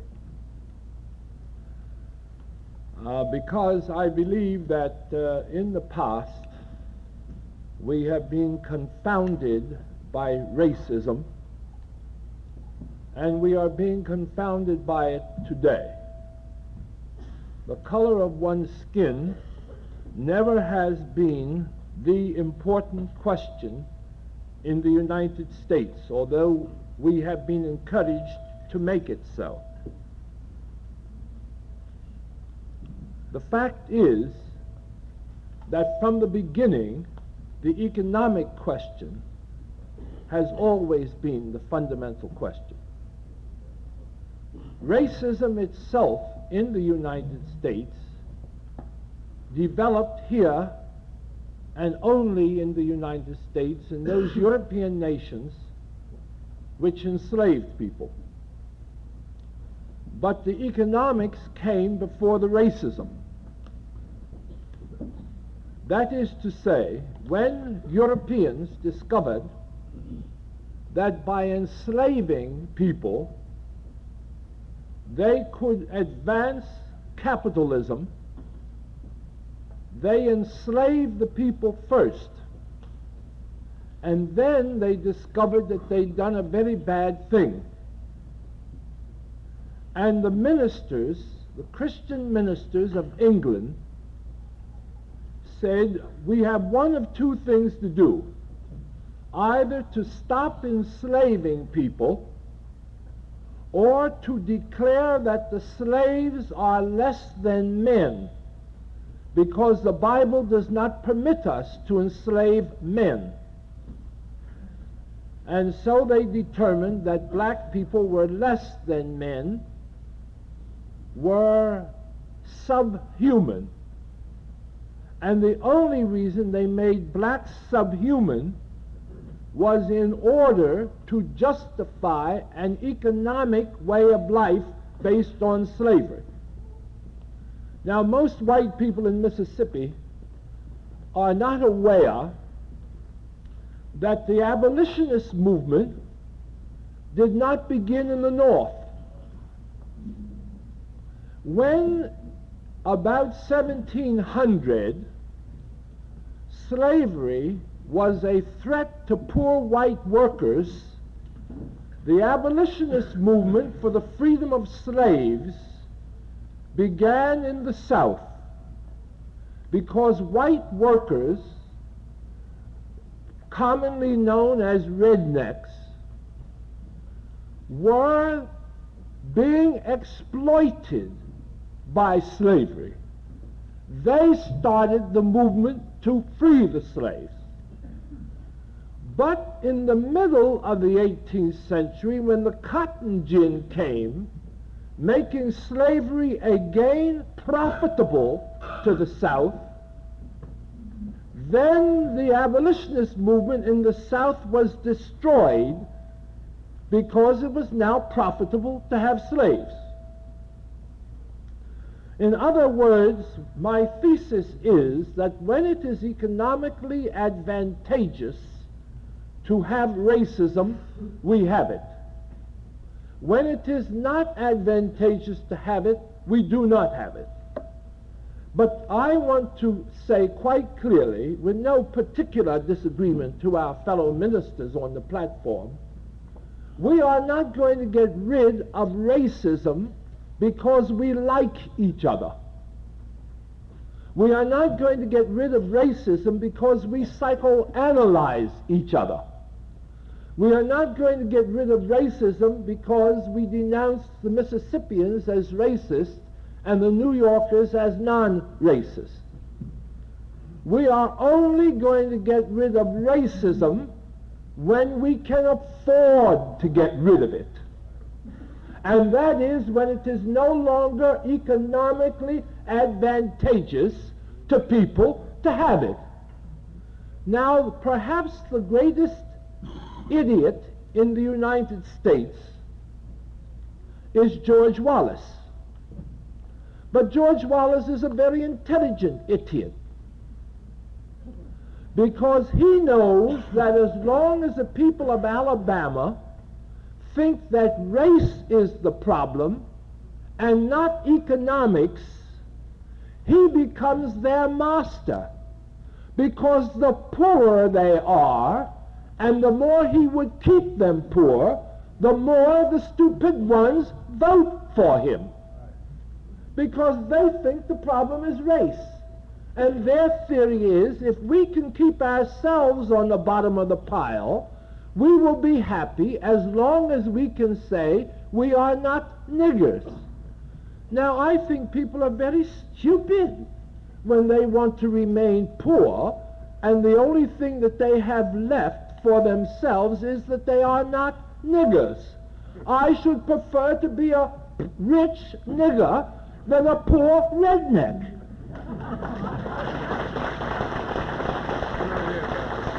And anyone who does not understand that is really quite sick. Quite sick. Now let me point out that I make this introduction because I am not interested in the Kerner report. Many Negroes are delighted with the Kerner report. What the Kerner report says is that white people are racist. Now, isn't that delightful? Where the hell do we go from there?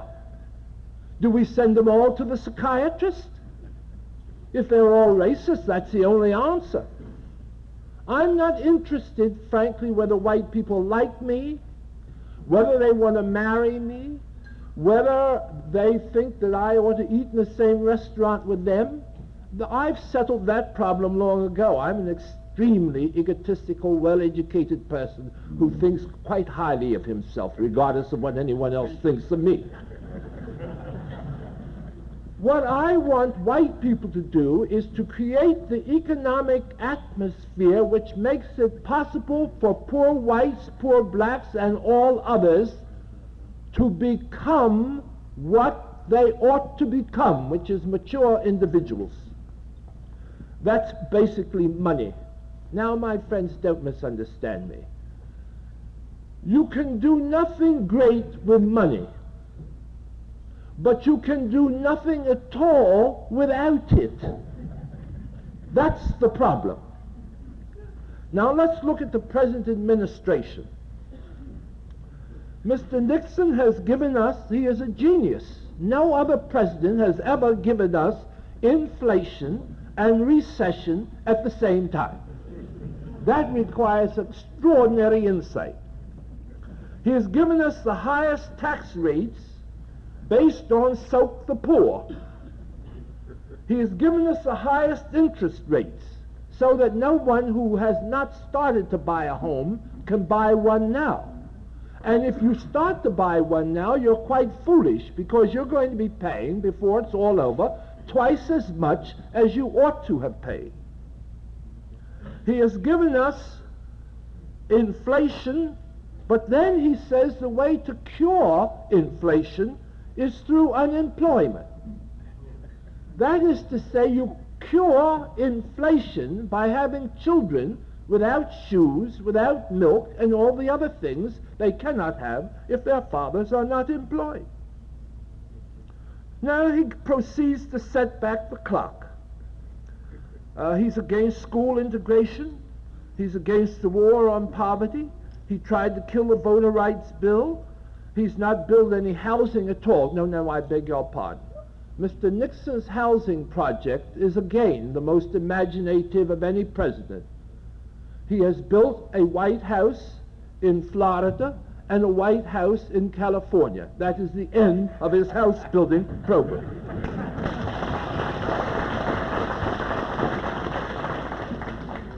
We are in the greatest slump in keeping well. Anyone who is sick in this room and cannot afford $65 per day for hospital care might just as well roll over quickly and die. The fact of the matter is, in 3 years, it will be $100 per day to go to a hospital. And if you do not believe me, consult the Medical Association, who has just put out those figures.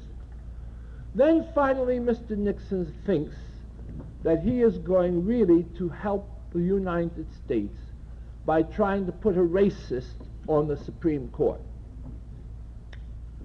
Now, George Meany was perhaps the first man to understand what Carswell meant.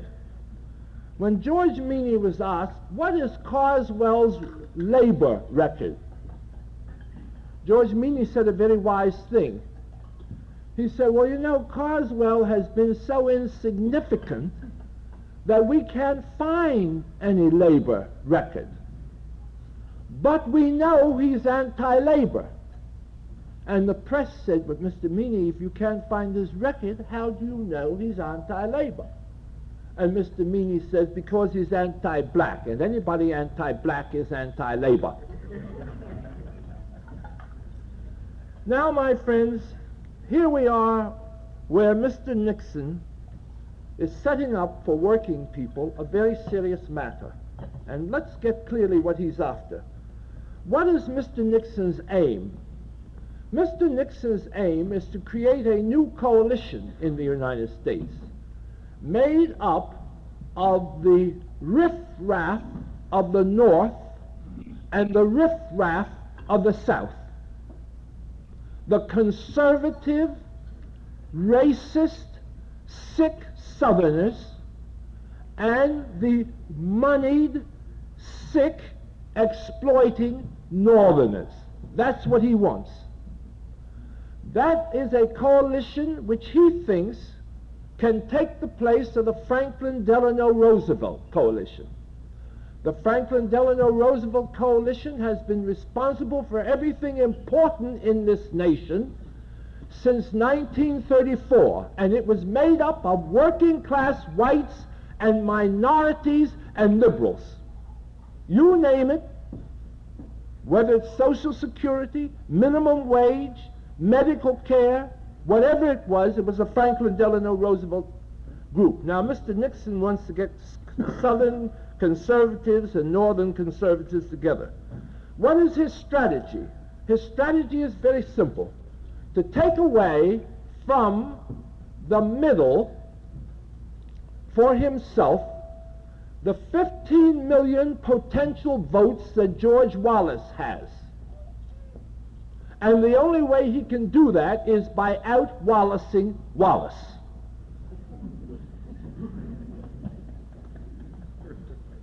What is his tactic?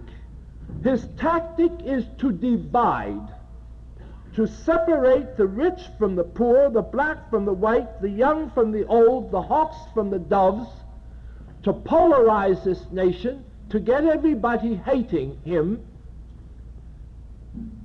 getting everyone to hate each other, and to play on white fear and black rage. That is his aim. That is exactly the reason he has done all the things which he has done by cutting back. Now, people are always able to see that blacks are enraged. Blacks are mad. Blacks are angry. And they are, my friends. They should be after all these years. But the interesting thing is, black rage and black youngsters tearing up cities is not the main problem in the United States. The main problem in the United States is white fear. White economic fear is the most terrible problem we face. Now, just as black rage is somewhat justified, so is white fear justified. People do not understand. Now, if I were to ask you people, what group is most brutalized by our educational system, everybody would raise his hand and say the ghetto children. I want you to know that the ghetto children are not the most brutalized by our educational system. White, middle-class, blue-collar workers have more children dropping out of high school than blacks, almost a third more proportionally. That is the reason whites are afraid. It is the blue-collar worker, like the steel worker, who at the age of 24 can keep his head above the water, but if he has not saved by the time he is married $10,000, all the rest of his life he will remain in total debt. He has 2 cars, and neither of them paid for. Very likely he has the second car so his wife can work. He is the only one who now has to pay hard-earned money for his children to go to school. The ghetto children and the poor white children will get scholarships to go to school from now on, and the rich don't need to work to send their children to school. It is going to be the middle-class worker, the blue-collar worker, who will be brutalized by trying to educate his children, while the rich go because they got money, and the poor blacks can say, we deserve a scholarship, and they'll get it. I am pointing out that the type of people in Chicago who booed Martin Luther King are not people I admire, but I refuse to call them racist, because if I use a term to describe them, I am simultaneously obliterating any analysis which makes me understand them. Beware of people who use slogans. In the Negro community now, if you want to stop any intelligent discussion, you just call the guy an Uncle Tom. That ends the discussion. Or if you really don't want to analyze what's happening in the United States, you use some silly term like generation gap. Parents love to use generation gap because they cannot face the monsters which they have given birth to and reared. And therefore, instead of analyzing what's really wrong with their sick children, they use the term generation gap, as if some magical way now there's no problem. Oh, it's just a generation gap, they're taking dope. Generation gap. Oh, it's just a generation gap, they're having children 4, 5, and 6 times as many as 10 years ago before they are married. But that's just a generation gap. Oh, there's no analysis. They hate their fathers and their mothers. We don't want to analyze why. Oh, that's a generation gap. Anytime a person uses a term honky or nigger or generation gap or peacenik or Nixon's totally to blame, anytime anybody uses simple language like that, the one thing he is describing is not the situation, but his own stupidity, because he is proving he cannot analyze. Well, now let me go back to the point.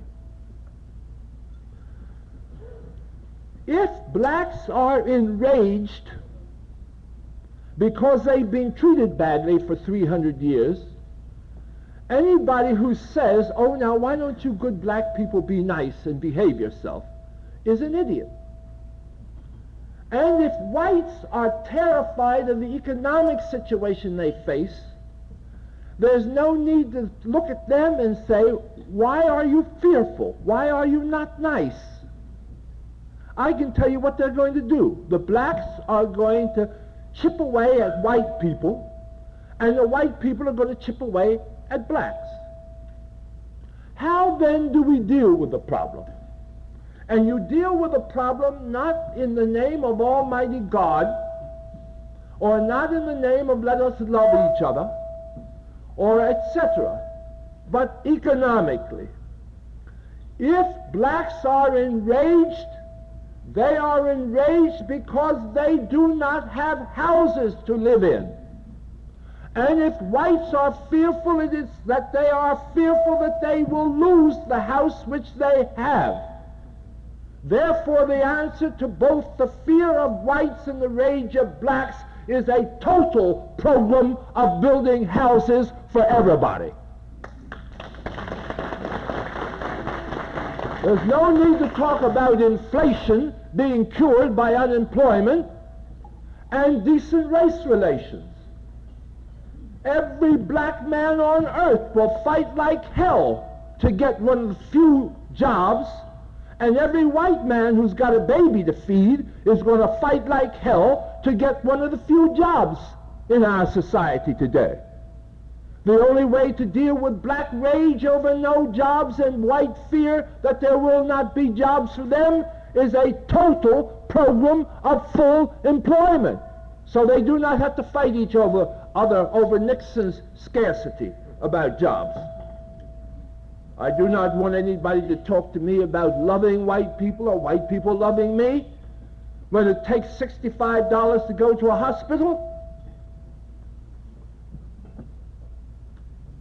I want that there is a free medical plan for everybody who needs it in the United States, which is exactly what George Meany and the labor movement is calling for. For I am here to tell you the question of integration in hospitals is not ultimately the question. The question is, are there enough hospitals serving all the people who are sick? That's the real and fundamental question. We deal with the problem of integration when it comes, which is that there will never be real integration until there's sufficient hospitals for everybody, sufficient doctors for everybody, and that medical costs shall be reduced so that the poor do not have to pay any, whatever. Who the hell says that Mr. Jones should be cured because he's rich, and you should die like a pig because you're poor? That is 19th century thinking. Now, my friends, I want you to note that there is not a single group, no church, the church you belong to first of all, and the church I belong to, that has any answer to our problems. Not a single church in this country. Not a single civil rights group in this country has the answer to our problems. Not a single university, least of all the University of Mississippi, has any answer to our problems. There is only one institution in this nation that can make better race relations because it has the economic program on which race relations depends. And that is the AFL-CIO, and I want to read to you because many of you do not even know what the AFL-CIO's economic program is. Full employment. When there's full employment, black and white can live peacefully together. Guaranteed wage for those who cannot work, the poor, the sick, the old, the children. Free education for all. Redefinition of work so that we define things tomorrow as work which were not work today. Adequate housing for all people, integrated housing. Free medical care, increased Social Security, minimum wage and total coverage. until we get that economic package, we will be at the throats of the weak, and the weak will be at the heels of the strong.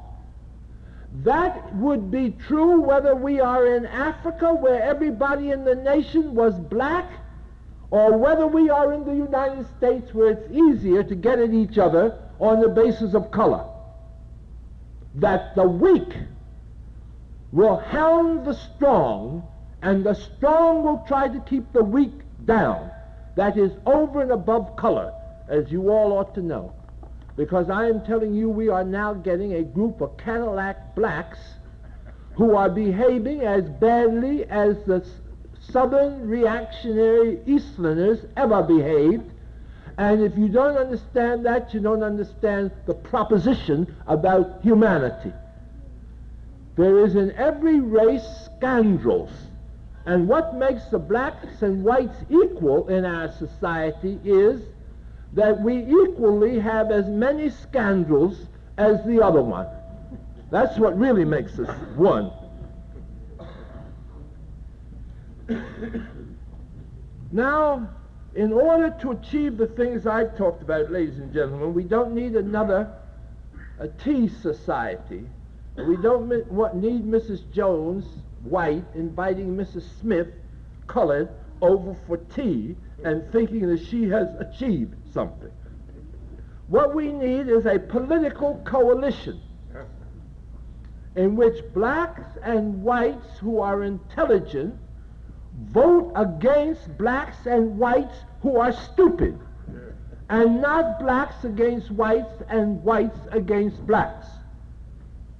We need political action around the program I have proposed. Not whether at X high school we debate whether the children ought to have an integrated picnic. We need a progressive program for all Americans. Now let me say something to black people a minute here. Every time you go out and make some demands that are for black people, you think you're doing something, but you're not doing a damn thing. This society is not going to do anything special that's important for black people. And if any whites go out looking for something for white people, they are equally making a mistake, because black people have just enough power, not very much, but just enough to keep anything from happening just for white people. You take any fight, CDGM, whatever it is. If the impression gets abroad that it's something just for black people, it isn't going to work politically, because white people have enough strength to stop anything just for blacks. What we have to proclaim is that we are for whatever we are for all the people who are poor. We are for jobs for all who are poor. We are for Head Start for all who need to learn. We are for housing for all who need houses. That is the political answer. And you start dividing it up as to whether the blacks are going to get this much or they're going to have 5 people employed, and we're all mixed up. It's for all.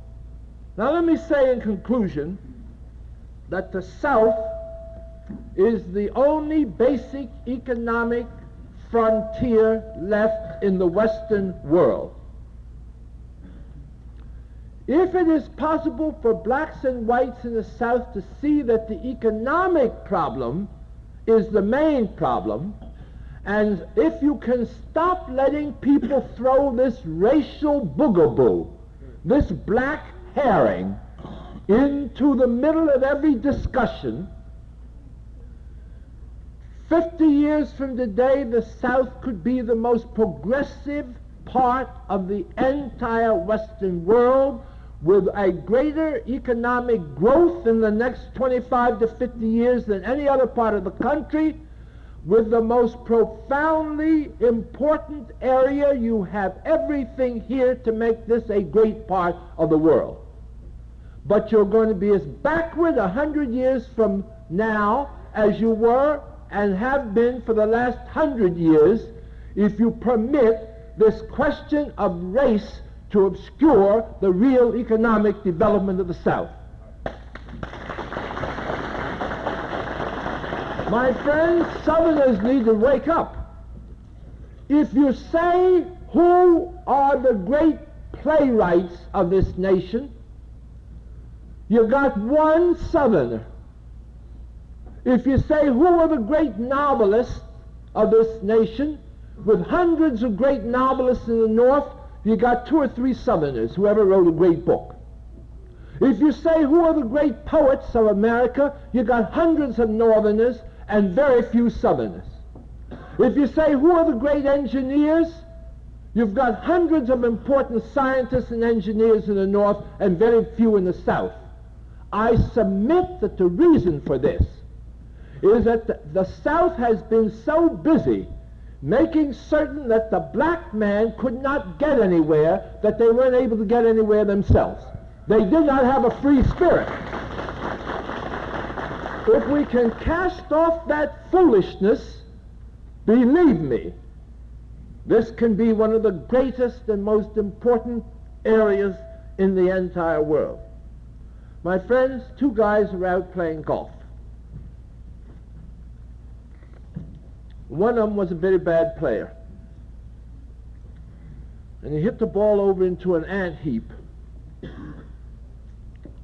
And he took a swipe at the ball and went to the left and killed about 50,000 ants. And he raised his club again and he swiped and he went to the right and killed 50,000 more ants. And the remaining ants said, let's have a conference. And while he was getting ready to swipe at him again, they called the meeting to order and said, what shall we do? And the remaining ants said, what I want to recommend to you, if we're going to save ourselves, brother, we better get on that ball.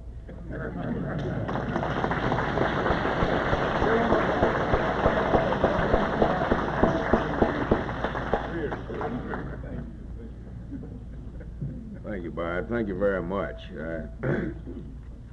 Sure the delegates here enjoyed your remarks very much, and like I told you at the outset, he usually tells you like it is, and he came through in good fashion.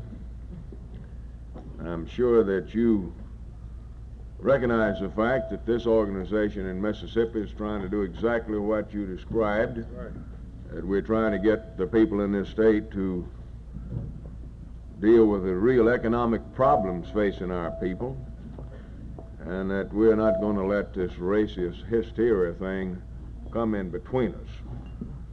We are making progress, and we're very proud of that progress, and I think that within the next few years, Bart, I don't want to give them 50 years.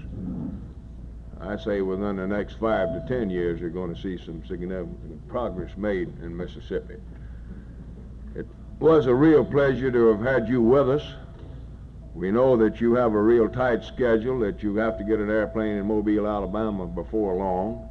We have made arrangements to get you over there. Mr. Dan Orey sitting out front here will see that you get there. And Reverend Johnson, we're happy to have had you here this morning.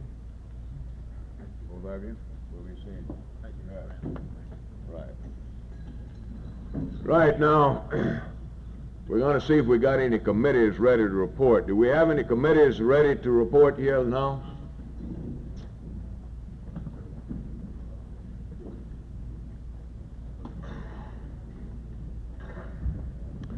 Brother Schaefer, chairman of the Legislative Committee.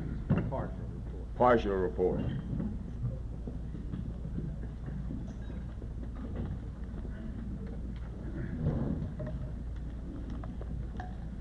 We will make a partial report at this time. We do have several resolutions to consider.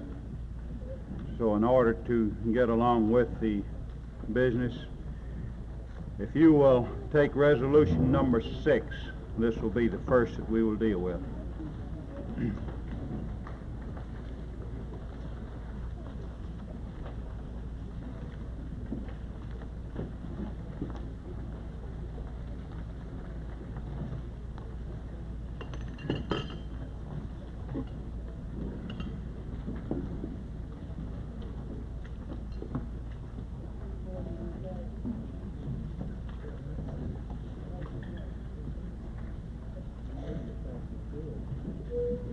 Your committee wishes to make 2 slight changes, just a matter of insertion. And if you'll look at your resolution, in the second whereas,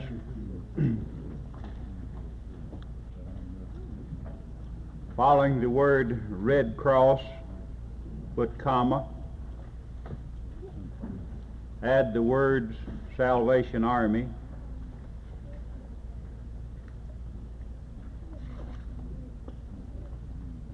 and in the final, be it finally resolved, do likewise there. Following Red Cross, add comma, insert the words Salvation Army. Then the resolution would read as follows. Whereas less than a year ago, Mississippi was hit by the worst hurricane to ever visit the continental United States. Many people lost their lives, and thousands of our citizens lost all of their worldly possessions. And whereas, had it not been for the American Red Cross, Salvation Army, and a number of other groups and individuals, these citizens would have been hard-pressed to ever start on a long road to recovery. And whereas many of these citizens carried insurance on their homes and other properties for many years, even though they had paid out their hard-earned money to insurance companies for protection, many of them discovered after Camille had struck that their insurance policies were worthless pieces of paper. In addition to those who received nothing from these insurance companies, thousands were forced to settle for their claims at only a fraction of their value. And whereas these insurance companies demanded and were granted exorbitant rate increases by the Mississippi Insurance Commission, even though the Mississippi Attorney General and his staff established the fact that they were not justified, these increases were granted at a public hearing conducted in Jackson on December the 18th, 1969. Several hundred representatives of insurance companies attended this hearing and were openly contemptuous of the Attorney General's efforts. And whereas an attempt was made to enact legislation during the 1970 session to revise the Mississippi Insurance Commission, whereby it would be more representative of the people, apparently due to the influence of the insurance lobby, this legislation was allowed to die.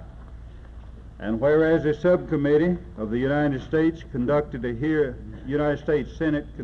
hearing in Biloxi during the month of January of this year concerning the aftermath of Hurricane Camille. Among those matters investigated was the deplorable performance of the insurance industry. And whereas representatives of organized labor testified during this hearing and revealed the sordid record of this industry, it was pointed out that the insurance industry is not regulated by the federal government, but is regulated by 50 different commissions or agencies in the various states. And whereas many of these companies transact business in virtually all of the states and in effect are interstate enterprises and should be regulated by the federal government, as are other enterprises or of similar structure. Now therefore be it resolved that this convention calls upon the Mississippi legislature to enact legislation whereby the Mississippi Insurance Commission will be reconstructed, whereby it will be more representative of the state's population and be in a better position to protect the interests of the people. And be it further resolved that this convention calls upon the Congress of the United States to enact legislation whereby this industry will be regulated by a federal agency similar to the Interstate Commerce Commission. And be it finally resolved that this convention commends the American Red Cross and Salvation Army and all other organizations that came to the aid of the victim of hairpin Camille. This resolution submitted by Mississippi AFL-CIO Executive Board and by your committee, your legislative committee, and we move the adoption. You've heard the committee's report, the motion to adopt the resolution as amended. We have any discussion on the motion? The chairman would like to comment briefly.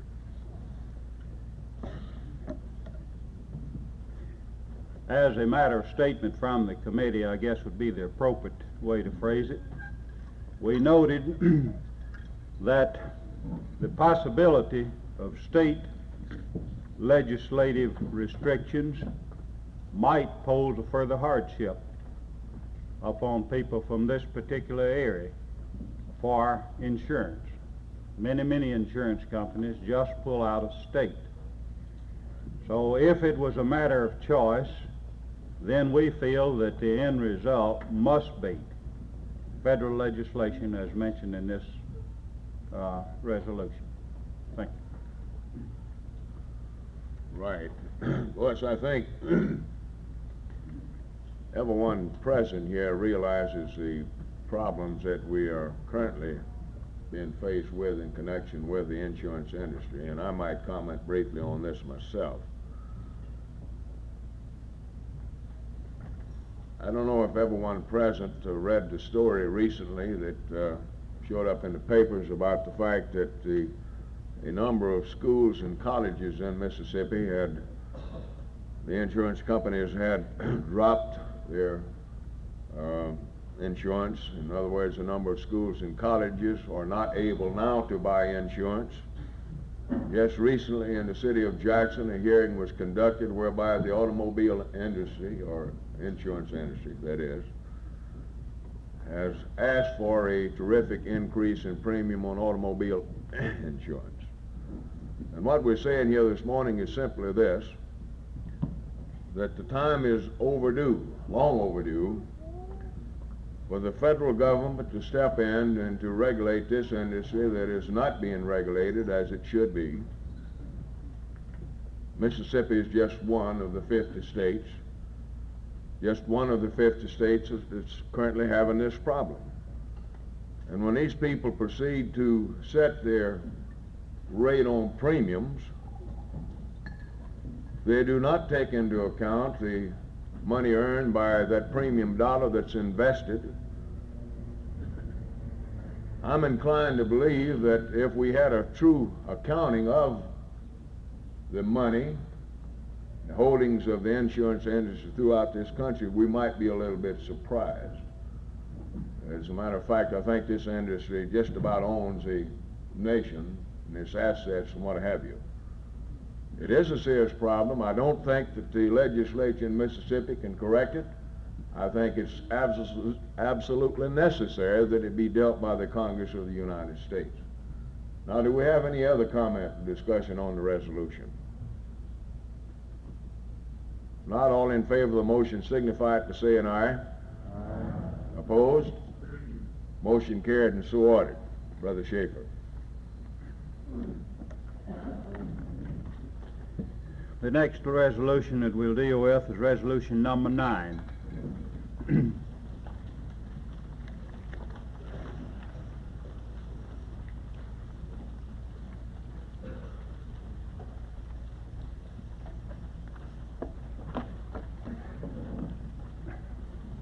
It's entitled Collective Bargaining for Public and Other Employees. If you'll look in the second whereas,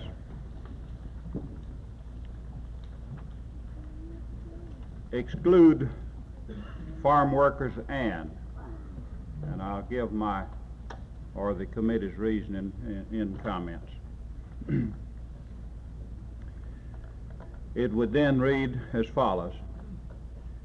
Whereas in 1935, Congress passed the National Labor Relations Act that established a national policy of encouraging the collective bargaining system in the industrial sector. In addition to encouraging collective bargaining, this act provided much protection to industrial workers in their efforts to organize unions for this purpose. Even though the Taft-Hartley amendments of 1947 weakened the law, much of the protection still remains. And whereas thousands and thousands of workers in these United States are not protected by the National Labor Relations Act, and as a result are often exploited according to the whims of employers. This is especially true as far as public employees are concerned.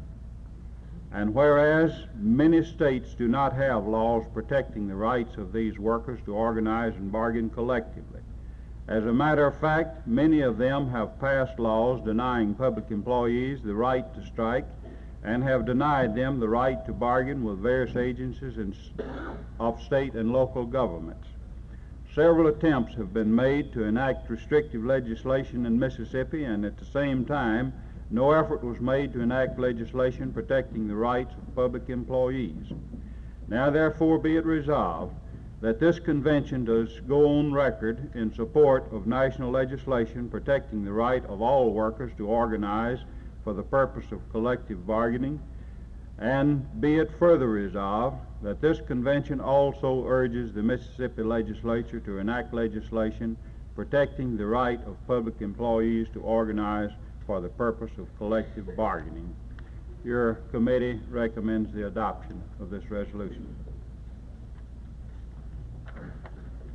You've heard the committee's report, the motion to adopt resolution number 9. Do we have any discussion? Brother Hannah? Question, Brother Ramsey. Why did they strike out farm workers? We've got a lot of farm workers. If you will note in the final resolve, be it further resolved, that this convention urges the Mississippi legislature to enact legislation protecting the right of public employees to organize for the purpose of collective bargaining. One of the strongest lobby groups in the state of Mississippi is probably your co-op and farm groups. And we have some people on our committee who are very familiar with the activities of the halls on Capitol Hill, and they thought at this time that the most urgent was the matter of public employees. And with this in mind and less attention to the farm group, we would be successful in the halls of legislature on this resolution. I suspected that was the thinking of the committee. Do we have any other discussion? Brother Hannah? For the record, state your name and organization when you get to the mic.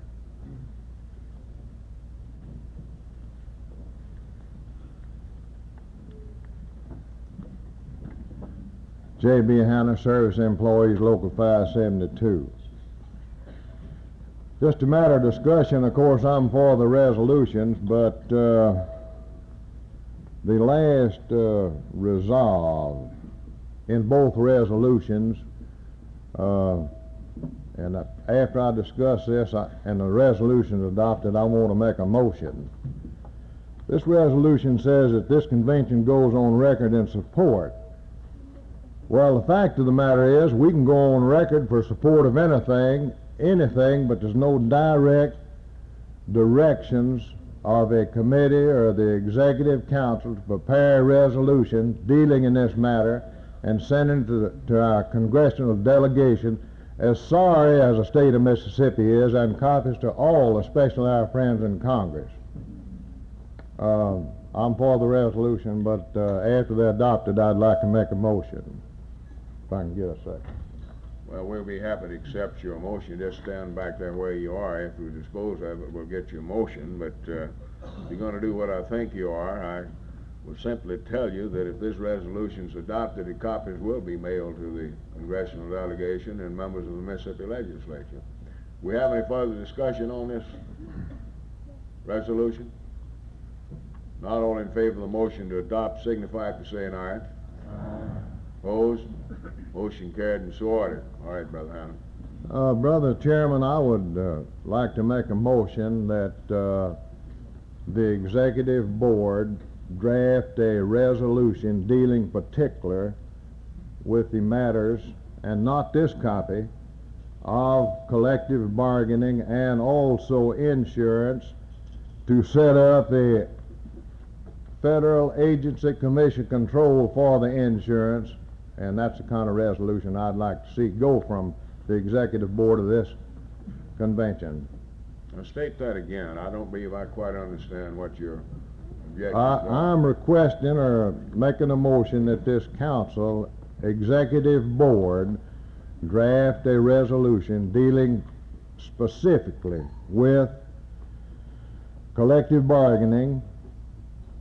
As this thing says, we'll go on record in support, and also on corrective legislation on a federal commission for insurance.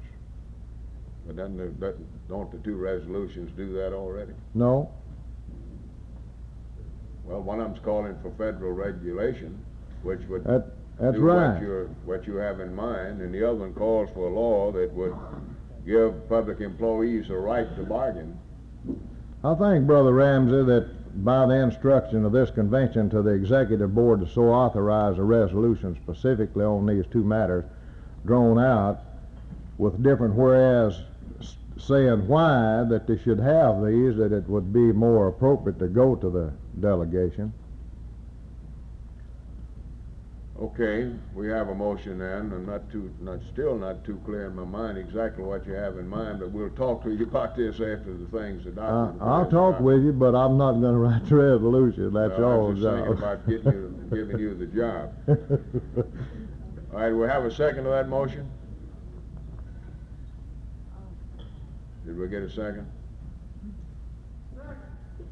All right, we do have a second. We're having a discussion now on Brother Hannah's motion. All in favor of the motion signify by saying aye. Aye. Opposed? We had one aye and one no. Well, we'll have to take that vote over again. It's real close.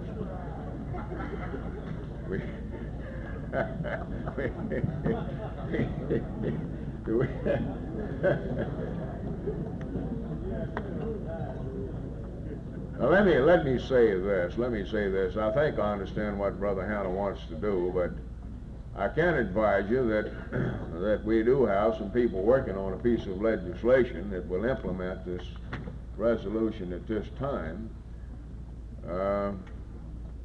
We feel that we have to do this to come up with a bill of our own, because certain people in the state are continually attempting to pass a bill through the legislature that would outlaw strikes by public employees. I think you remember during the last session that the thing actually got on the floor of the Senate, and we were able to kill it there. But we are currently working on legislation to implement the resolution. Now, Brother Hannah, that vote was real close. We're going to take another vote on it. All in favor of Brother Hannah's motion signify by saying aye. Opposed? We're going to give you the benefit of the doubt. I believe it passed that time. Brother Schaefer, you have a... Because of my ignorance of resolutions in a convention such as this nature, I thought it would be well in the beginning of the presentation of resolutions, especially for new delegates, to understand exactly what you're doing. You are setting the course for the labor movement for the state of Mississippi for the next 2 years when you consider these resolutions.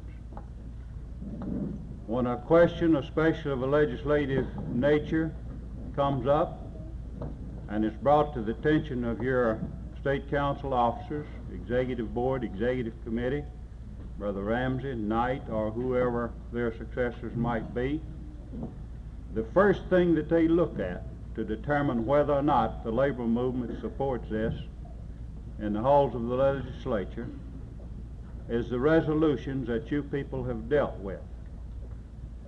So often, these matters might be controversial. Before we know it, the telephones are tearing the desk apart. Why are we supporting this? The delegates in the very local unions where these questions arise are the people who attended convention here and other places and instructed your officers the direction to travel on these matters. And I just want to try to impress upon you the seriousness of handling resolutions in this convention. It is a matter of serious business. Take it as such, and it's not so much paper that you've bought and paid for and had some printing put on and take back to file 13 and throw it away. Thank you. Thank you, Brother Schaefer. Those words were very appropriate and well said. Are you through now for the time being? Brother Clark here has assumed the duties of chairman of the Entertainment Committee, and he'd like to make a couple of inquiries, I think, of the delegation here to see if you're interested in and see if he wants, in other words, to make some arrangements maybe for a place to have a dance or something tonight. Brother Clark. Jack says I think this is very important. Y'all give some serious consideration, especially when the girl starts walking in front of you here in a minute. First thing I'd like to know is if y'all do want to have a band and a dance tonight. Everybody in favor of it, raise their hand. Let me see where we stand at. Okay, all now that opposed to it, let's see where we stand. All right, I tell you what the situation is now. As Claude says, a situation. First thing we got to do, we got to have at least, well, $200 for a good union band. I don't have good, but a union band.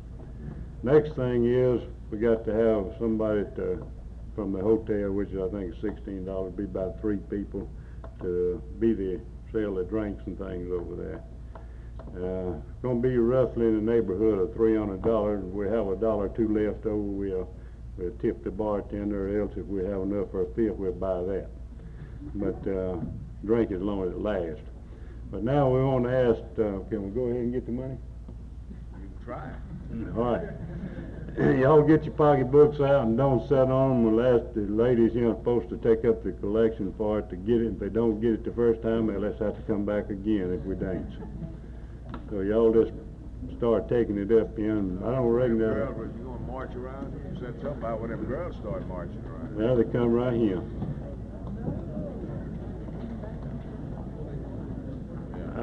It'll be here at the hotel. I think it'll be at the garden room down past the driveway here.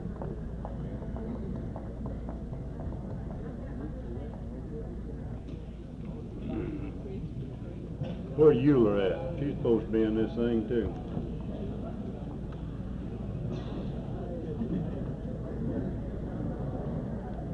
I believe she's here, ain't she?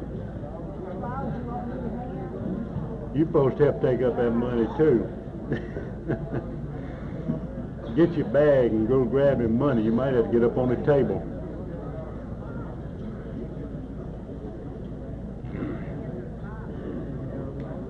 I don't know, they just picked up a bag or something over there.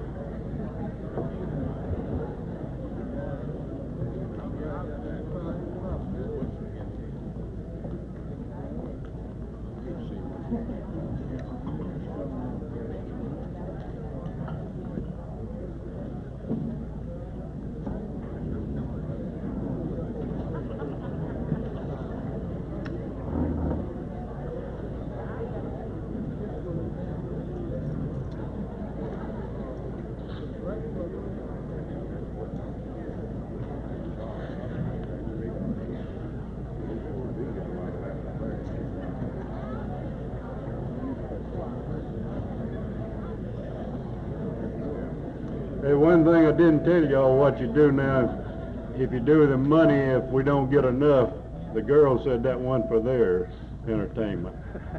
We're not going to give it back, so you just better get enough for the dance.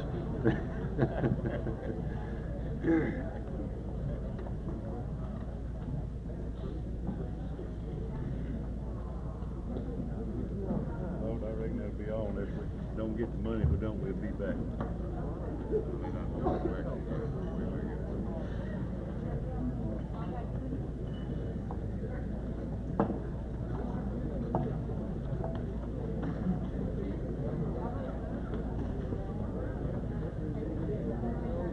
When are you going to be ready?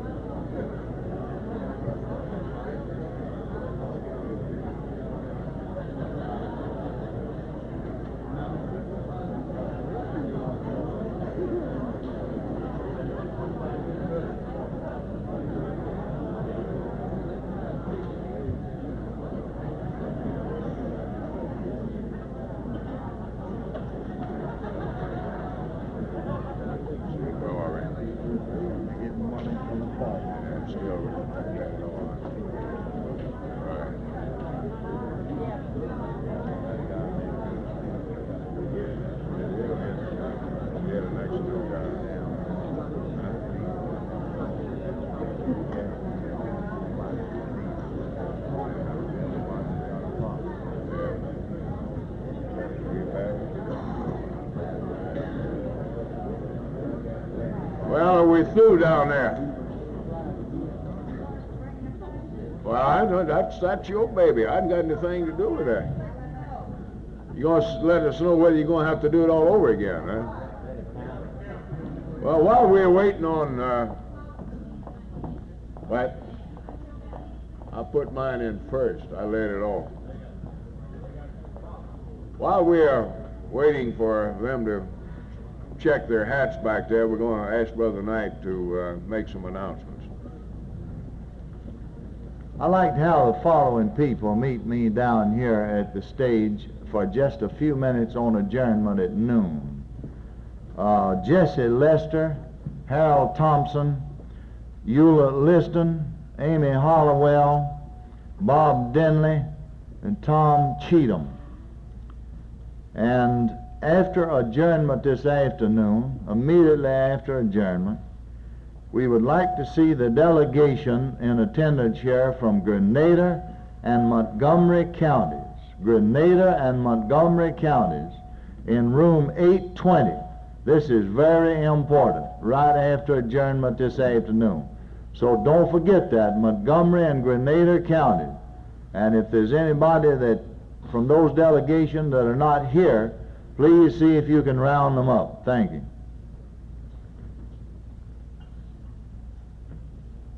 All right, at this time we're going to ask the chairman of the Constitution and Bylaws Committee to give you a partial report, Brother Fitzhugh.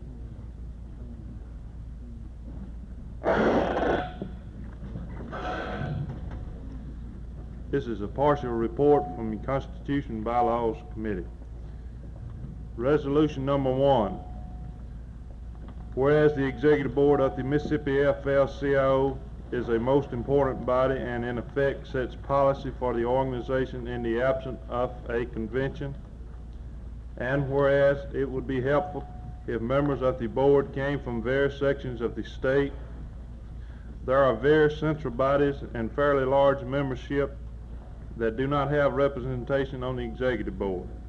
And whereas to allow each central body with a certain number of affiliated members, a board member would tend to encourage affiliation to the state body. And whereas in some areas people are willing and able to serve as board members but cannot do so because their national or international is already represented. And whereas the Mississippi AFL-CIO may be losing an opportunity for good leaders as well as area being left out of representation. Now be it resolved that the Constitution be amended as follows. Article 5, Section 1. The executive officers of the Mississippi AFL-CIO shall consist of a president, 5 vice presidents, a secretary-treasurer, elected for the term of 2 years. In addition, there shall be an executive board elected at the same time for the same terms as the executive officers. The number of board members and the district they are to represent to be as follows.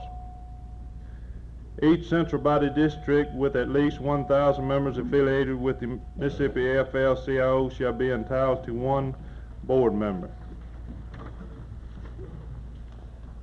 A central body district shall be entitled to 1 additional board member for each additional 2,000 members affiliated with the Mississippi AFL-CIO. Example, less than 1,000 members, no board member.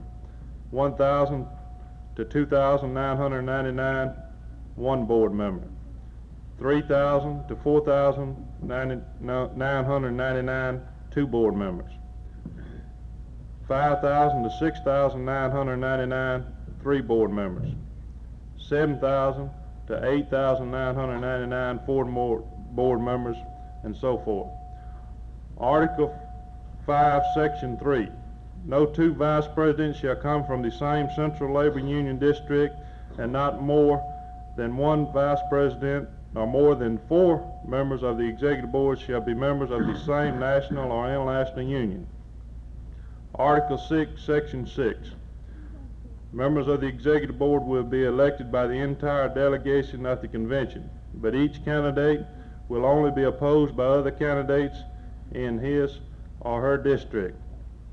Be it further resolved that this amendment be put into effect immediately upon adoption by this convention, and election of officers for the 1970, 71, and 72 term be in accordance with this amendment. Your Constitution and Bylaws Committee recommends non-concurrence of Resolution Number 1 with the recommendation that the President appoint a committee to study Article 5 of the Constitution. I move adoption of the committee's partial report.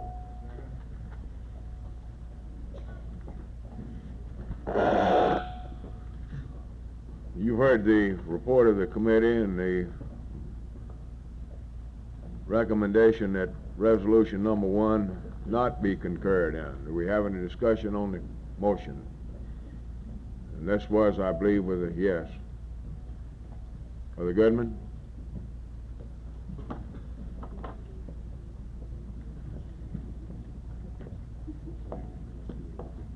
Wayman Goodman, President of Columbus Central Labor Union. Also a member of the committee that is recommending non-concurrence of this resolution. As you will notice, this resolution was submitted by the Columbus Central Labor Union in the beginning, and we are, of course, attempting to work out something in this particular area that we thought would be very helpful, and of course specifically pointed out in the whereases here, as you can read.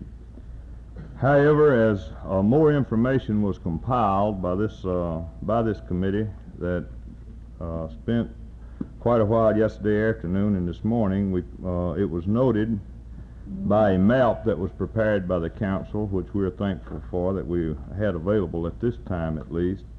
There are a number of areas in the state that there's actually no central labor union covered. This created a problem that made this, I guess we could properly say made this impractical at this time. However, I was very pleased with the reception of this idea by the committee, and we certainly feel that this idea should continue to some degree on past this convention, even though the convention itself votes, I feel will vote to support the desires of the committee at this present time. And of course, the specific thing that I wanted to point out here is in these particular areas, even though they may not be wrote into the charters of these individual central bodies, they should be covered by one of these districts of this type if this committee appointed by the president should decide to go this route, and all the districts, all the areas of the state should be covered, leaving no areas out, but specifically pointing these out in this respect. And with this in mind, we feel that this type of provision could be added to the Constitution at our next convention, and could be something in writing, something that we've strived to do down through the years, is to get our representation throughout the state, but we've never wrote anything and says we're going to do it this way or we're going to do it that way. We've just kind of tried to do it. Sometime it worked and sometime it didn't work. Sometimes we had areas left out and we had a whole cluster of people in certain areas, but it's felt that this is generally the idea is what we're talking about. So the Columbus Central Labor Union itself supports a non-concurrence vote at this time with this recommendation. With the recommendation to set up the committee to study it, right? Yes, that is correct. All right. Do we have any further discussion now on the motion to non-concur in resolution number 1? Brother Barnes. I think the thought behind the resolution is very good myself. I realize that there are some complicated problems in trying to do what you are attempting to do, but the idea of board members, the fact that additional affiliations means additional board members is appealing to myself. Okay, Brother Barnes. E.L. Barnes, Pascagoula, Local Union 204. I want a little information. How many central districts do we have? Central labor districts, 12, I believe, right now. We've lost a charter in Vicksburg. We at one time, I think, had 14. How do they cover the state? Very hodgepodge, so to speak. As Brother Goodman pointed out, we have a number of counties that are not covered, actually, by a CLU district. Now, could those uncovered districts be included in adjacent districts so that all people will be eligible for election to the executive board? I think probably the committee, you know, we've had this committee that's been studying the Constitution since the last convention. Brother Fitzhugh and John Erickson and Bob Thomas are the three people that's been on that, and they have got into this thing rather extensively, and they feel the only way that you can approach this thing is not based upon CLU districts, but probably on congressional districts instead of CLU districts, because of the wide disparity in the number of people in the CLU district, the number of counties within each CLU, and so forth. You know, if we're going to approach it, then of course if the motion to non-concur is adopted, we will appoint a committee to further study it, and maybe they can come up with something at the next convention. You have to keep in mind also that the 1970 census is going to call for a redrawing of congressional district lines. This might be something the committee's been thinking about also. But if we adopt this resolution, yes, it's the only thing we can nominate by today. Well, if you drop it, you stay where you are. If you nominate, when you get around to nominating officers, you'll have the same number of board members you have now to nominate. There won't be any change in it. But if you will not change it. But if you adopt the resolution, then it means that you'll have to now decide how many board members you got, and it'll actually increase the size of the board, as I understand it. But if you non-concur and adopt the report of the committee, then things stay like they are as far as the makeup of the board's concerned. And what is the recommendation of the committee now? The recommendation of the committee is to non-concur in the resolution, not to adopt it. I'm just way back and I can't get all that. And set up a committee to further study the matter. Thank you. We have any further discussion on non-concurrence on resolution number 1? Question.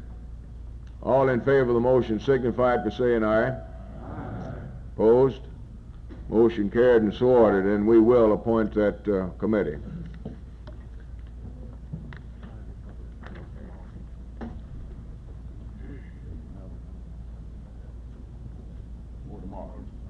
Brother Fitzhugh said he'd have a further report maybe before the day's over tomorrow.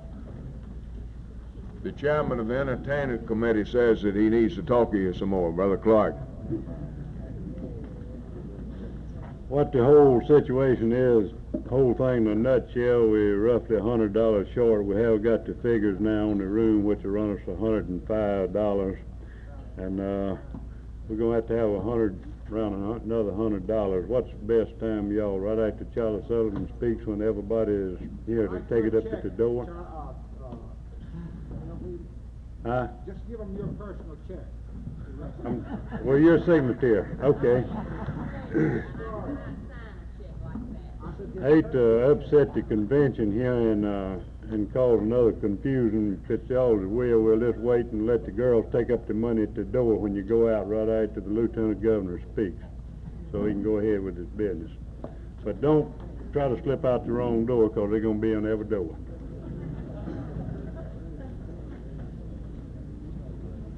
We could probably get the meeting of the executive committee. I think maybe we might be able to stand the cost of the room ourselves. I'm talking with two of them up here. We might be able to handle that without having to pass the hat again.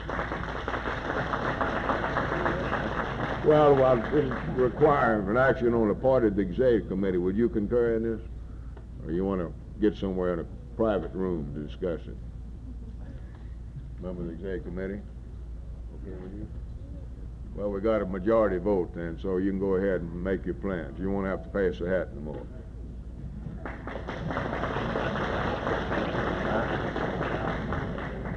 Done got blackjacked into it, Tom said, and how much choice. At this time, we'll recognize the chairman of the Resolutions Committee, Brother E.V. Edwards. Said we'd pass the hat for us. Will you take out resolution number 2?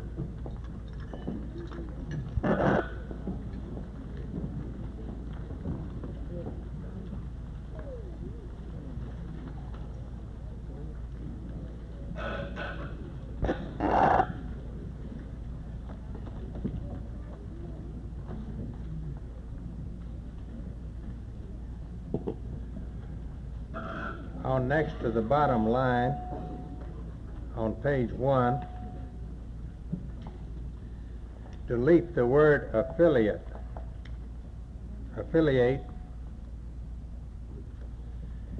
and insert the word determine.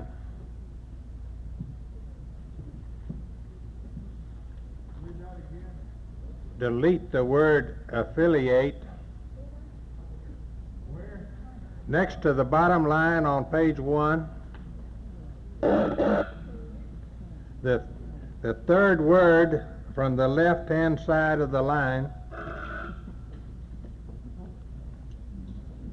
delete that word affiliate and insert the word determine. And after reading the resolution, why, I would like to speak upon it to give you the reasons for that coming from the committee. Resolution number 2, affiliation.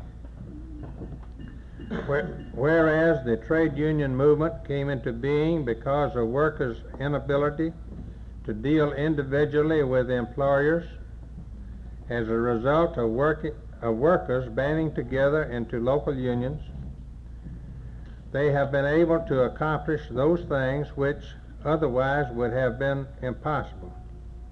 And whereas the application of the slogan, "In unity there is strength," and the collective bargaining system have been responsible for a higher standard of living and a better way of life for all working people, and whereas the labor movement realized years ago that if it was to continue to grow and to provide even better standards for its members, their activities would have to be extended to include political education, legislative action, public relations, and participation in all national, state, and local affairs, and whereas the national AFL-CIO, charter state councils, and local central bodies for the purpose of implementing AFL-CIO policy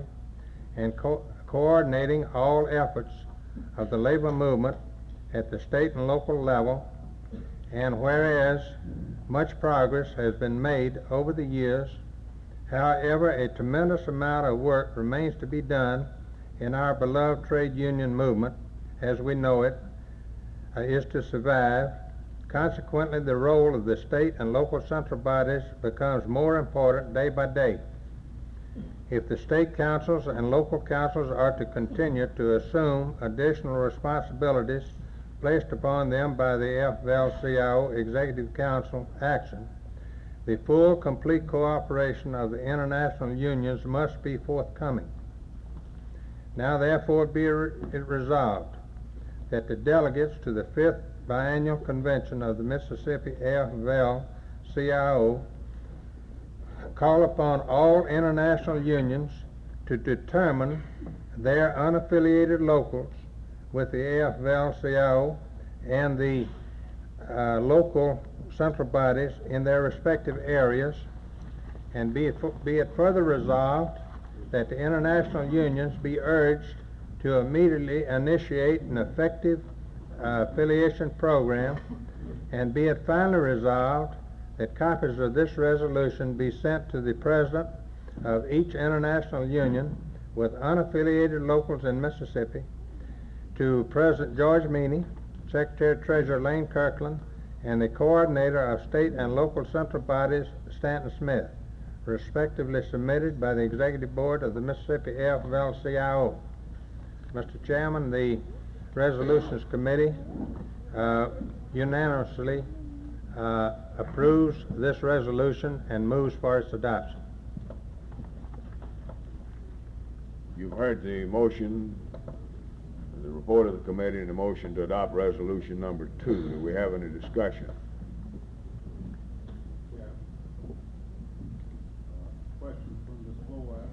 Would you get to the mic, please, and tell us your name and organization for the record?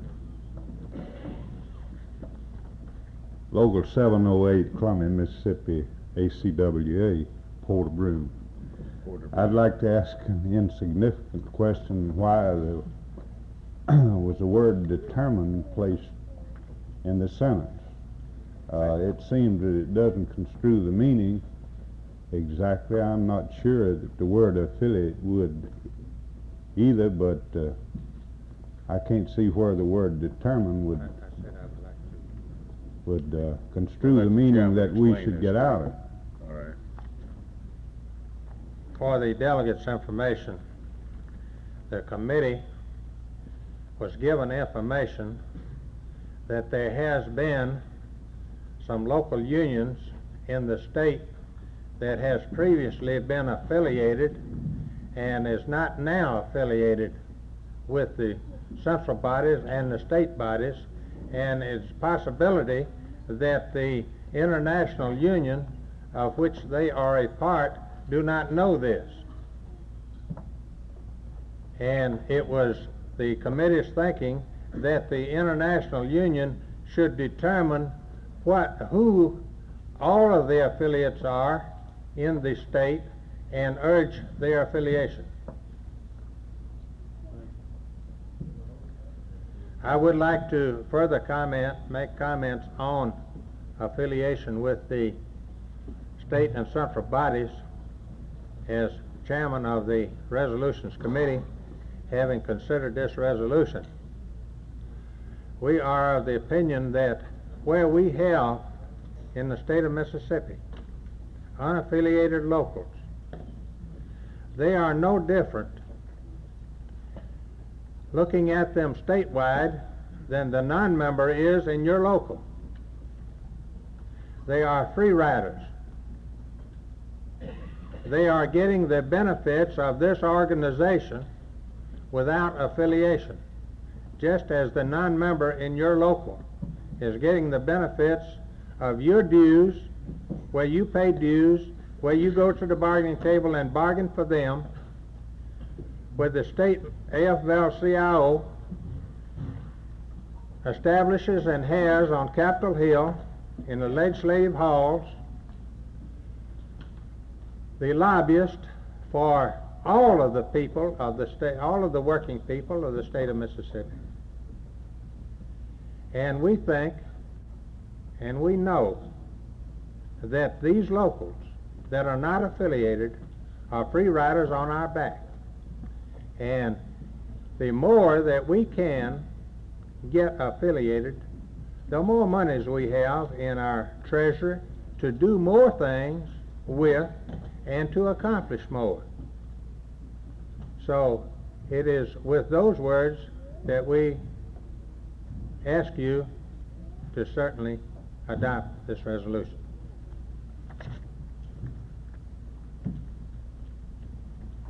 Do we have any further discussion? Brother Goodman, you want the floor? Yes.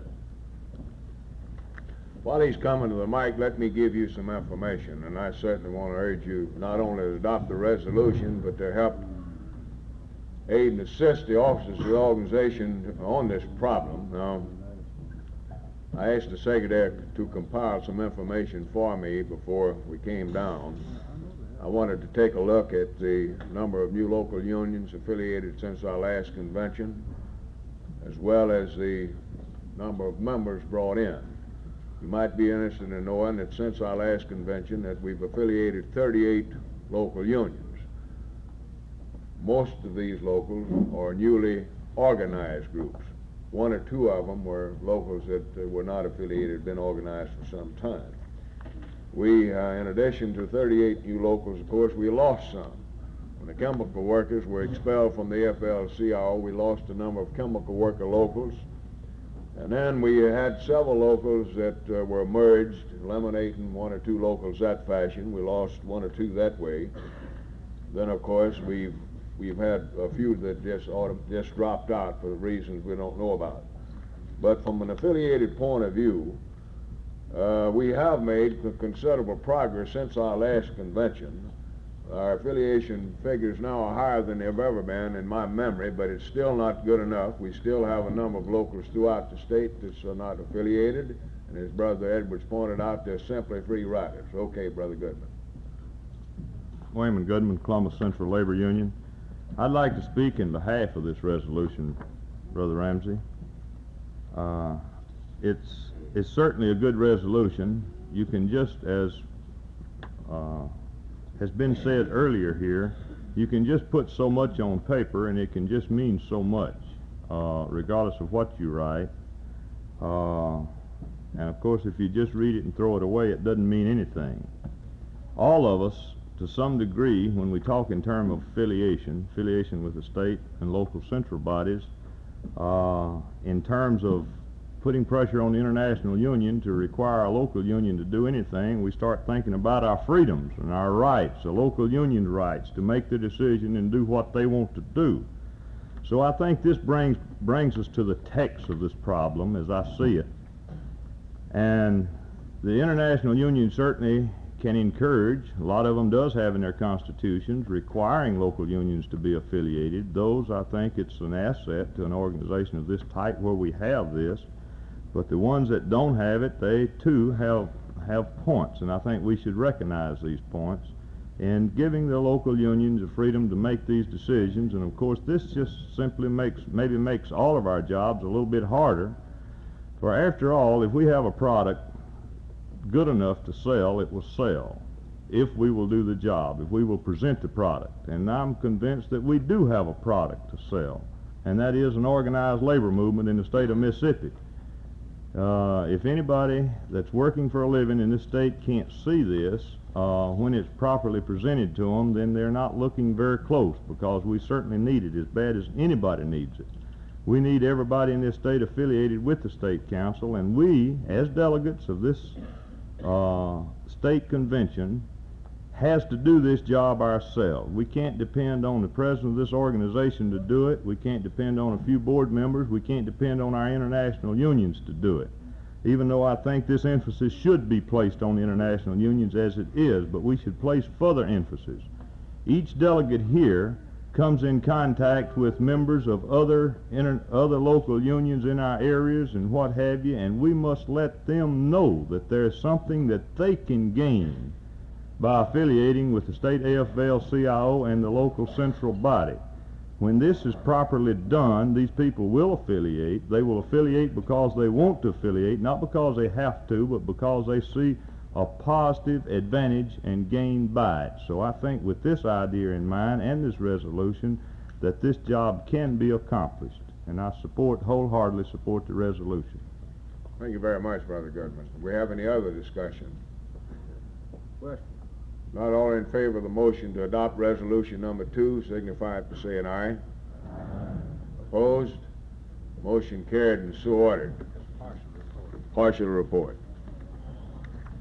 Do we have any other committees ready to report? Now, the Lieutenant Governor is supposed to be here at around 11:30. We've got a few minutes yet. I hope he gets here on time. Sir? Well, would somebody go out and bring the gentleman in? We're a little bit ahead of schedule here. I was going to suggest that we take a break. How about stand up and stretching a little bit while we go out and see if we can find him?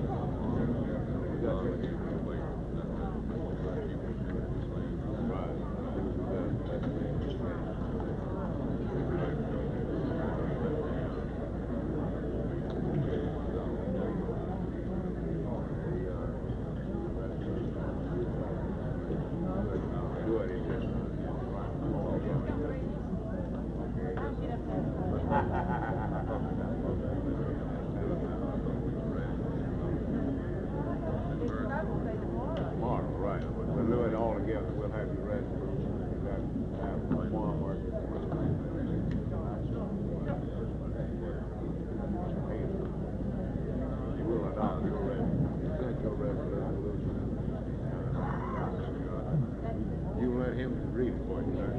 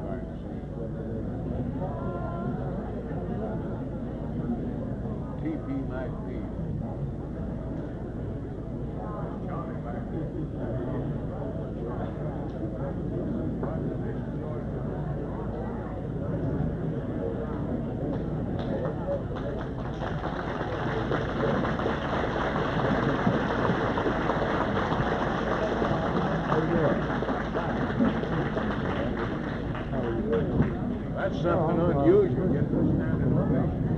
I know what he's done. He's got him up with something else. All right, all right.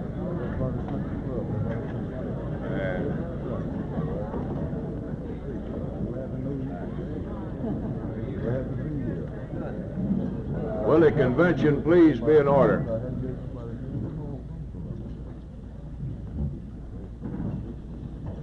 Lieutenant Governor said that's the first time he ever walked in with a standing ovation to begin with. But we just were stretching a little bit, Charlie, before you got here. We're privileged to have with us today, of course, the Lieutenant Governor of our state, a gentleman that is fairly well known throughout Mississippi. In addition to being Lieutenant Governor, he flies an airplane sometime. I remember one time that he made a trip to Vietnam, and they did a film about this. But I've been knowing Charlie Sullivan for several years, of course, and those people present that have been with us for several years might recall that back at one time we didn't see eye to eye too well with Charlie, and we did a little battle with him from time to time, as a matter of fact. But during this last election, he was elected as Lieutenant Governor, and I feel that most of our people cast votes for him at that time. And he has done an excellent job as the number 2 man in our state. As Lieutenant Governor, he presides over the Senate. He's responsible for the appointment of committees. He's responsible for referring bills to the various committees. And I can say frankly to you here today that the Lieutenant Governor has been very cooperative with this organization, with myself as your representative. We have made some significant progress in some areas. We have improved unemployment insurance. We have improved workmen's compensation insurance. And we also killed a bill in the Senate that would have prohibited strikes by public employees during the last session. Now, I don't know whether Charlie Sullivan had anything to do with this or not, but I know that the bill was killed. It is a real pleasure this morning for me to present to you the Lieutenant Governor of our state, Charles Sullivan. Thank you very much. You don't need to do that again. Okay. That was real this time. Claude says that was for real this time. I quite clearly recall the first time that ever happened to me. I was introduced somewhere, and to my amazement, everybody stood up, and I thought to myself, by golly, that's great, and I felt so good. I found out later they'd been sitting for 2 hours. Well, Claude, thank you very much for introducing me to your membership here. Ladies and gentlemen, I am delighted to be permitted to participate in this convention with you. I suspect that one of the great privileges of being in a position of official responsibility is that it provides you a forum, because of that position, to speak with and get to know people from all walks of life in your state.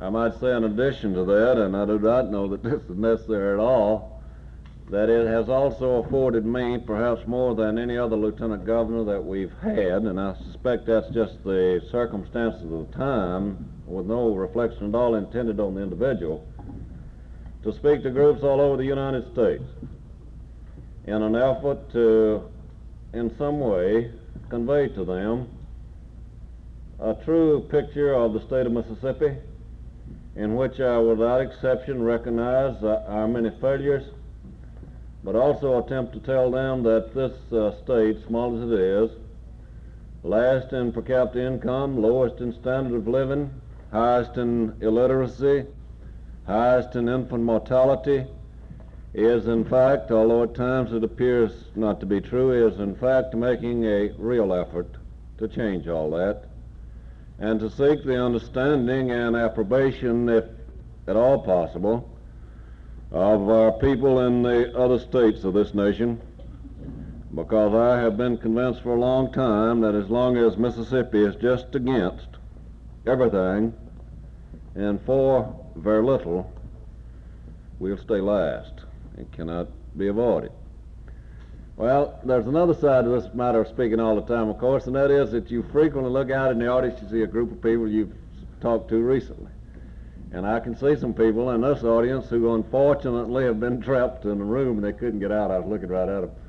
And had to listen to me before, you see, and no doubt some of the things that I say here this morning I shall have said to you before. I regret that. It is simply unavoidable. It's been an interesting 11 years since I first sought elective office on a state basis. As Claude said, there have been many occasions when you and I did not completely agree on everything.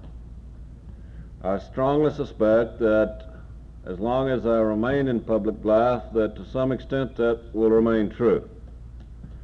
But in this 11 years since 1959, I have come to have an understanding of you. I have come to grasp a personal knowledge of your ambitions, of what you seek to accomplish in this state, your dedicated effort to change one of the things I mentioned a moment ago, or two of them, per capita income and standard of living. And in addition to that, your real dedication to a small state that has developed, I think, a mutual respect. I know that so far as I'm concerned, I have come to respect you, even in the areas of disagreement, and I sincerely hope that that is mutual. Now, I did not come with any written speech this morning. I just wanted to talk to you a few minutes. And I suspect that several weeks ago, the thing that caused me to begin thinking like this was an act on the part of the construction workers in our nation's largest city. It caused me to begin thinking about what may be called the era of the demonstration. I do not, in talking about this particular subject today, suggest to you either approbation or disapproval of what the construction workers did on Wall Street and up and down the streets of New York on that particular occasion.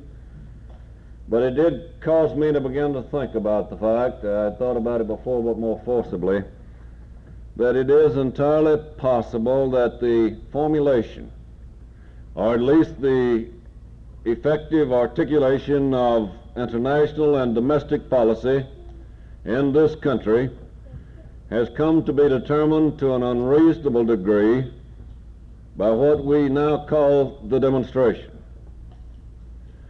I think it is very, very unfortunate that very basic domestic policy decisions and international decisions which will affect the very destiny of this nation are not decided in the ballot box, are not decided by the influence of your organization on your elected officials,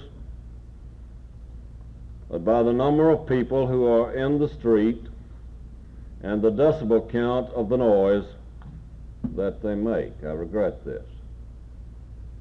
Now, if this is true, though, then I've been thinking I'm going to get out here and get me a bunch of you Mississippians and see if I can't put on my own demonstration. Now, this will be somewhat difficult because it'll be very hard for us to establish our identity. You see, looks like all of you have a fairly neat-looking haircut. You're rather cleanly and neatly dressed. I suspect that all of you have bathed rather recently. So it'll be extremely difficult, you see, to establish ourselves as real good hardcore demonstrators. But in any event, I have thought that perhaps I could recruit me a group and we would just start a demonstration. Now there are some procedures, there is some protocol involved that absolutely cannot be deviated from. You simply don't dare change the pattern. And I, of course, as a novice, never having demonstrated before, would not think about changing anything. And the first step in the procedure and the protocol is to compile an impressive list of absolutely non-negotiable, unappeasable, unsatisfiable demands. And then to go to Washington or some other source of governmental authority and present the list of non-negotiable demands couched in obscene language and with adequate staging to attract, gentlemen, all of the news media. Well, if this is the protocol, it must be followed that I shall go along, and I have compiled my list of non-negotiable demands upon which I shall insist. I shall be equally unappeasable, and nothing but the ultimate resolution of each of these questions will satisfy me and whatever group of demonstrators I may muster. I share the first demand, I suspect, with every American, with one qualification.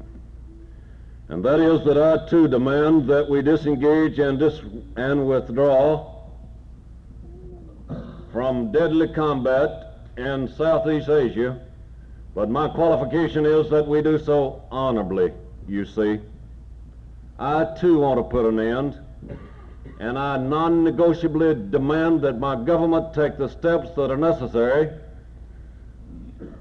to extricate us from that impossible, sad, chaotic, tragic situation in Southeast Asia.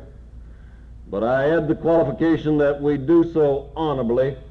I simply am not ready for my government, having made a commitment, unwisely, I don't know, wisely, I shan't argue that.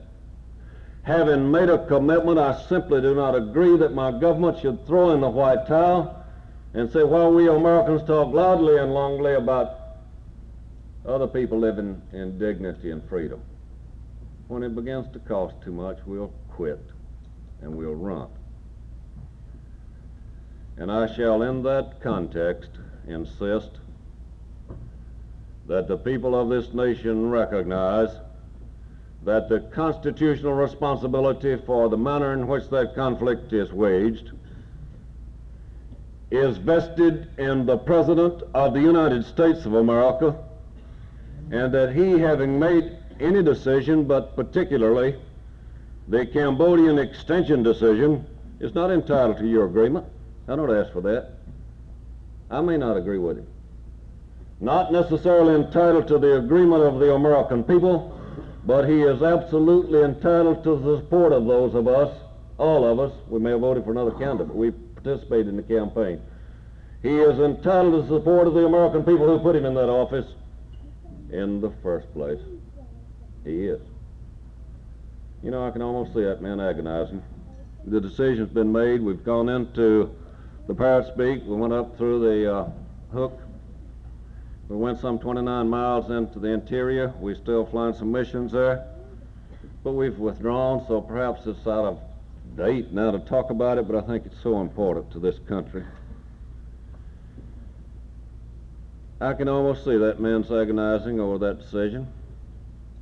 The fatality rates, not casualty now, not the wounded, the fatality rates had gone from 30,000, 34,000, 36, 38, 40,000. I'm not talking about statistics, I'm talking about young Americans.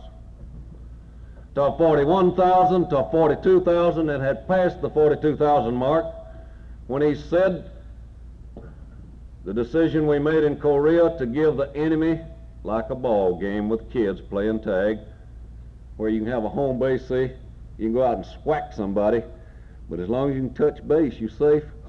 The privileged sanctuary, when he made the agonizing decision that no longer will we operate at the cost daily of American lives under the privileged sanctuary doctrine. Made a decision. I submit to you, in this demand for an honorable withdrawal from Southeast Asia, that was his responsibility. And I deeply regretted the fact that the Americans who opposed it started their own little war at Kent State University, at Augusta, Georgia, burned the Branch Bank of America on the California coast, and I suggest to you that that is not the way that America expresses its opinion and wields its influence. Not so. As a matter of fact, I may have disagreed with him. Up to that time, the area of engagement, of course, had been bounded on the east and the south by water. It had been bounded on the north by the demilitarized zone, which we recognized and the Charlies didn't. And it had been bounded on the west by the Laotian and Cambodian borders. It's entirely possible that if I had had to make that decision, instead of going west, and you've seen, many of you, those areas where we've had combat, or what it does to a country and what it did to that part of Cambodia. It may have been if I'd had to make that decision, I'd have said to the troops, we're going to enlarge the area. If we make the decision to enlarge the area, go due north toward Hanoi and Hapong. That's probably what I would have done. But you see, my point is that was not my decision. And what I'm pleading for is that this country once again establish some unity in support of its elected public officials at that level of government, or we shall with our dissension destroy our country. Now, there's some other things international that I would demand very quickly. I would demand that once we pull out of there, and we shall, as a matter of fact, we probably should pull out of there before the next presidential election, isn't that a coincidence? But in any event, we shall disengage, and I would hope that when we do so, that we exercise a little more monetary restraint in taxing our American people and taking their monies and throwing it away all over the world, giving more to our foes than we give to our friends, which we have persisted in doing since 1945. And I sincerely hope, and there's evidence that this is now happening, that in the future, as we assist those so-called disadvantaged or emerging nations, that's fine, I'm for that, but that we do so recognizing that our friends are our friends and entitled to our help.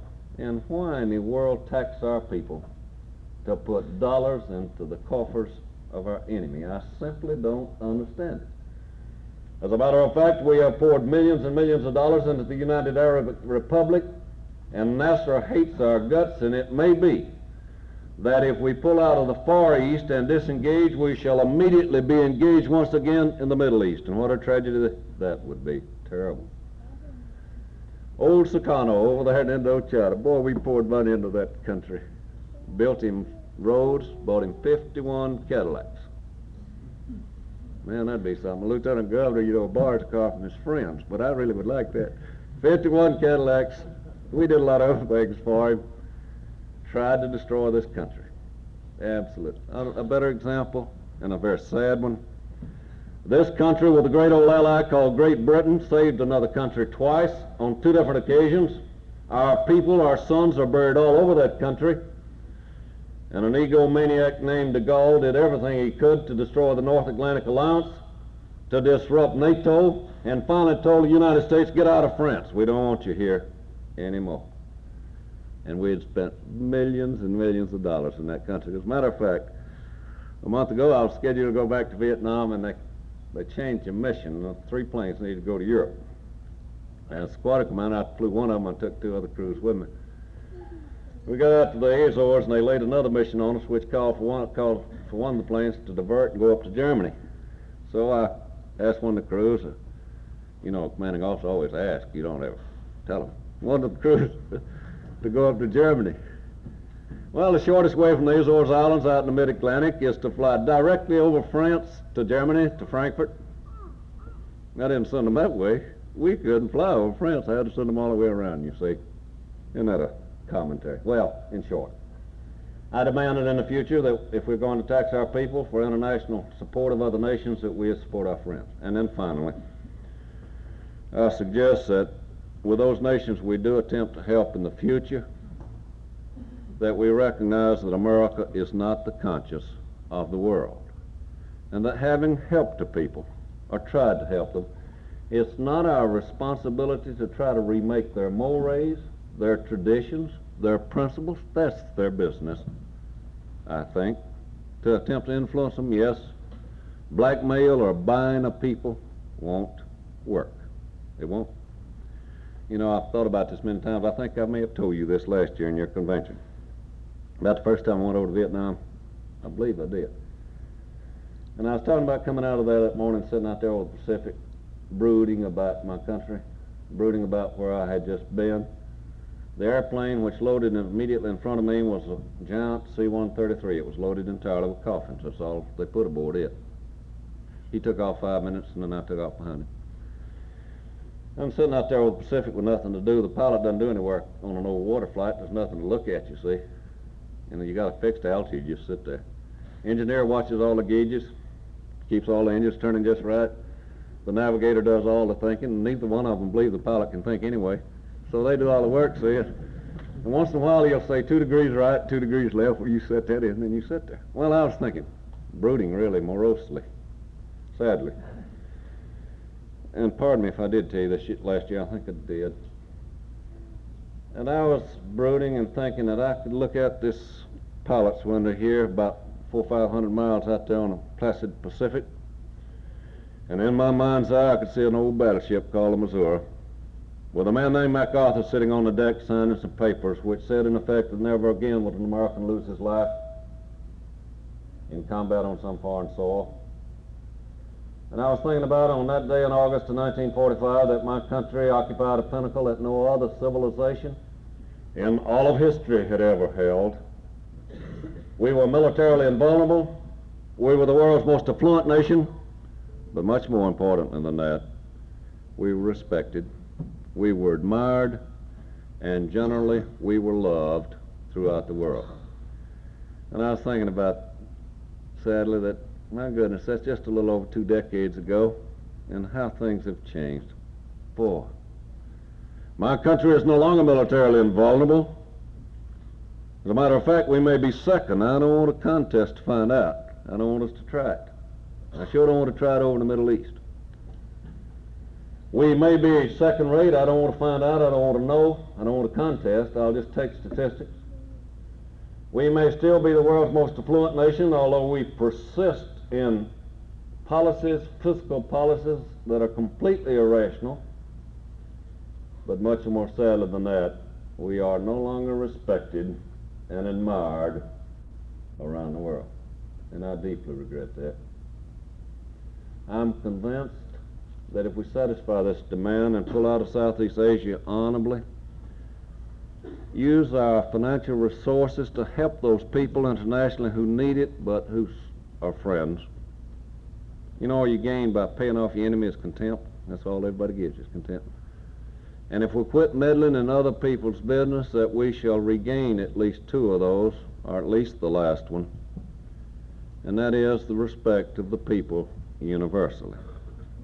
And I would love that. I can well remember the day when I used to fly all over the free world. And as soon as people recognized me as an American, they wanted to speak to you, and sit down and drink a cup of coffee with you, or something else, according to whatever you want. Have a cup of coffee with you and talk with you, and I would dearly love to see that day return once again. There's something that galls me bitterly about getting off of an airport down in South America that the American and Mississippi taxpayers paid for, and have a State Department attaché run up to me and says, "Colonel, don't let anybody down here see you in that American uniform." I don't like that, you see. Not a bit. Well, I have some other demands that are also non-negotiable domestically. And the first of these, and I hope that you'll understand everything I have to say in the spirit in which I mean it, the first of these domestic demands is that those in authority in this country guarantee the restoration and the future maintenance of an orderly society in America. I am absolutely convinced that if we do not do so, the American dream and the experience of the past of a free society shall be irretrievably lost. An orderly society.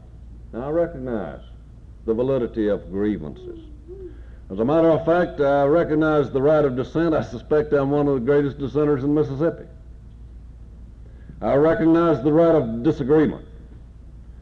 But I also recognize very clearly that no society has ever survived with freedom an era of anarchy. Won't work. And so I suggest, I demand rather, I can gather me up some demonstrators, we'll demand that in this country we once again insist on a society that is orderly, that recognizes the dignity and the personal rights of other people, as well as the demands of the individual who disagrees, you see. Well, in making this demand, I do not think that we will accept the proposition that anarchy is justified because the American society is sick. I don't believe it. And I say to you, on the contrary, that while America has its many failures and its many shortcomings, the American society is not sick, and it is certainly not terminably so. We are not in a terminal illness with our society. It can be saved. Nor will I accept the proposition put forth every day by the so-called younger generation that the adult generation in America is decadent, it is not innovative, it is incapable of imaginative action, it has failed so completely that the younger generation is completely justified in any nihilism and can do anything that it wants to with complete immunity and will not be held personally accountable. I don't agree. Let me tell you something about the adult generation in this country. The adult generation in America did more to educate the masses of the people than all of the generations which had lived in this country before. They did. Got a long way to go, but they did. The adult generation in America in the field of medicine did more to relieve the suffering of humanity than all of the generations which had ever lived in this country since it was established. The adult generation did that. The adult generation in America did more to raise the standard of living, the per capita income, and the material comfort of its people than all of the generations which ever lived in America before. That's true. May be difficult to believe, but it's true. Well, as a matter of fact, the adult generation in America did more, for example, in the technological field of communication than all the generations in the past. We could talk to Neil Armstrong as easily as I can talk to you. He happened to be on the moon. There's a great sadness, of course, that while we could talk to Armstrong on the moon so easily that tragically we cannot communicate with each other at times. And that is sad, and I deeply regret it. But that does not change the fact that the adult generation in America accomplished more here than all of the generations of the past. And the adult generation in America began its conquest of God's universe. Imagine that. We did. Adults did it. Adult generation put men on the moon. We've just started. We're going further. And finally, the adult generation in America in this country has come, awesome thought, has come very close to the creation of life itself. We've built an enzyme. We are to the point now that with genetic control, and this scares me to death, that we can just about determine what a child is going to be before it's born. Makeup, intelligence, everything before birth. It scares me. But the adult generation can say to the younger generation, rather than burn the bank of America, you just try to, while talking about the adult generation failing you, you just go out and try to match what the adult generation has done. We challenge you to match it, and more than that, we'll reach out our hand and help you if you'll let us. We will. I'm concerned that we have an orderless society because I think the alternative is destruction. I'm also concerned, I'll make another demand, of course, and several of them, in fact, but do not have to do them all here today, to your relief, I'm sure. I would make a demand also that we take the steps necessary to continue, but to enlarge, to bring into focus an economic system which permitted this nation to attain economic achievements that no other civilization had ever reached, but to do more, and that is to have the capacity as a free economy, not a governmentally dictated one, a free economy which can satisfy the needs of all of the people of the society without regard to ethnic origin or geographic residency. An economy which can grow and can flourish and can adequately meet the material requirements of all of the people of the society so that none live in the desperate despair of poverty. It can be done. It can be done. Yes, it can. Much of the basis for it is going to be not governmental orders, not executive orders, not new laws. It's going to be whether or not we can continue to have our people believe that their own economic security, that their accomplishments economically, to become rich or to fail. There's nothing undignified about that, you see. Failure, we all fail. I can remember 2 mornings I got up and looked at, I never had been to bed. I got up and looked at the polling sheets, and boy, I'd failed pretty bad. There's nothing undignified about failing. There's a great honor in trying, you see, in trying. And as long as we can teach our people that economically the American dream is not in ever-expanding governmental program, it is in the accomplishment of the individual Mississippian, an American. It's in what he does individually that assures the future of this country. It's what they did individually that made this nation collectively the greatest economy humanity ever saw. Imagine that. It did. Now, these two go together. Orderly society absolutely must be maintained in order to provide the environment in which the economy can be nourished and can grow to the extent that it can satisfy the needs of all of our people. Orderly society and the economy in that environment. The two are inextricably entwined. One is interdependent upon the other. They cannot viably be separated. If you do not have the orderly economy, society, you can't have that kind of economy. And if the economy doesn't satisfy the needs of our people, we will go into a disorderly America. You see, the two just depend on each other. Well, there are several others I'd like to talk about. I shan't stop to do it. I'll take your time. I talk too long, yes. We frequently do. I should say to you that my ultimate demand on just these three, and there are others, just these three, I don't have but one purpose for it, one interest.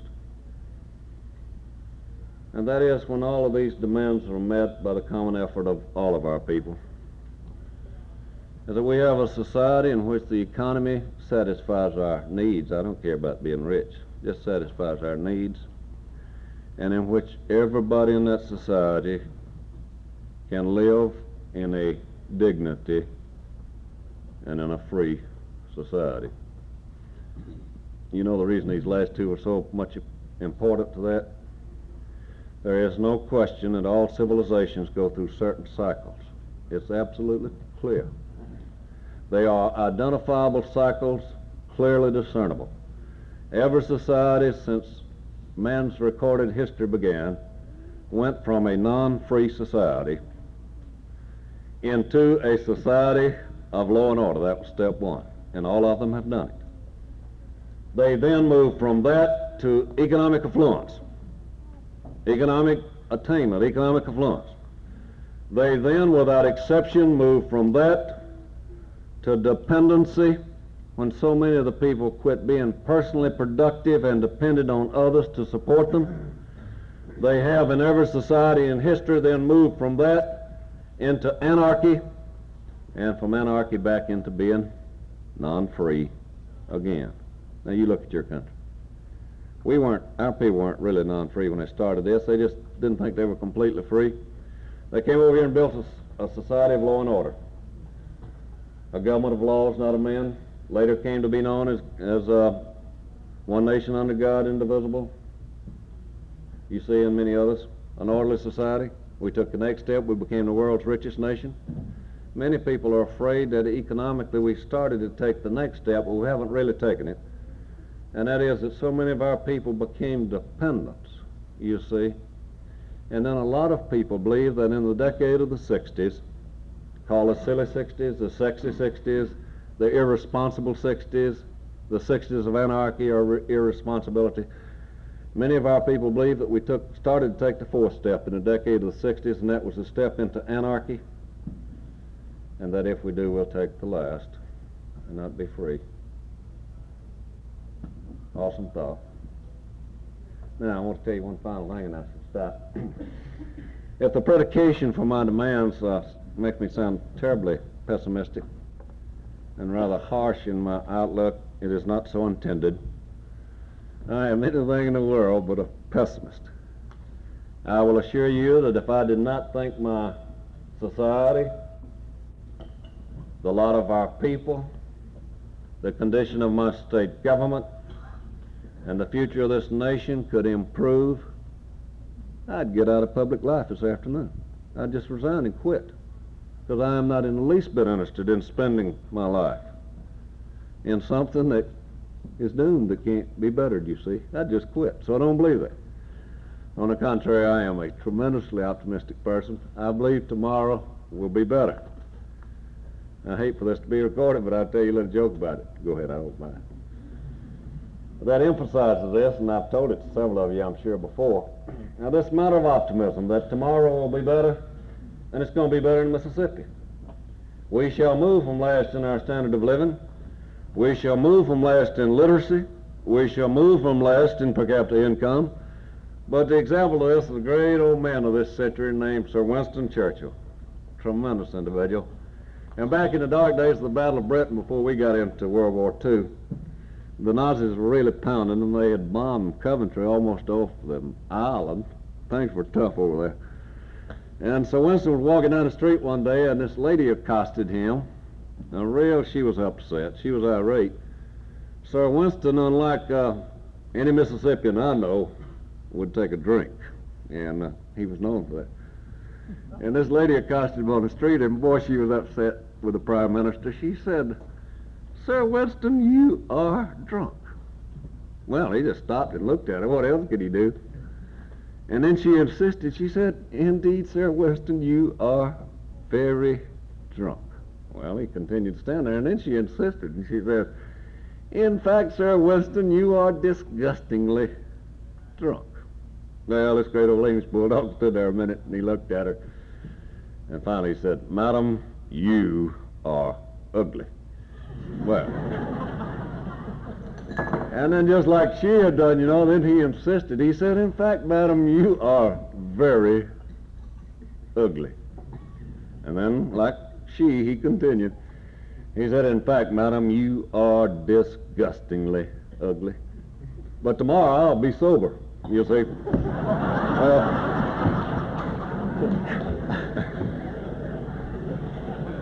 What I'm saying to you is that although I may have sounded a pessimist and really stating to you what I hope for the future of my country, I really am an optimist. And I absolutely believe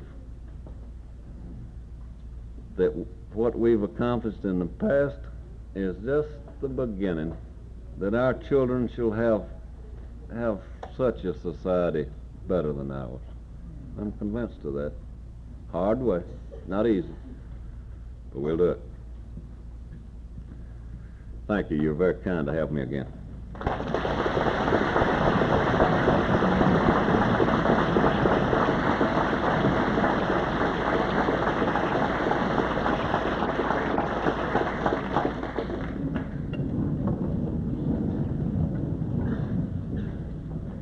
Thank you very much, Governor. your timely and well-said remarks. We, of course, know that you have a tight schedule, but we would appreciate if you could stay around and visit with us a little while you're here, and shake a few hands. You might decide you want to run for office again one of these days.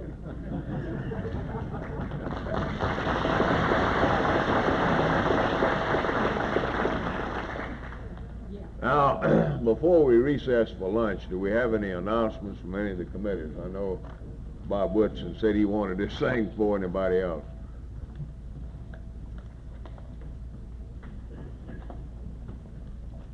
Are you going to be able to sing?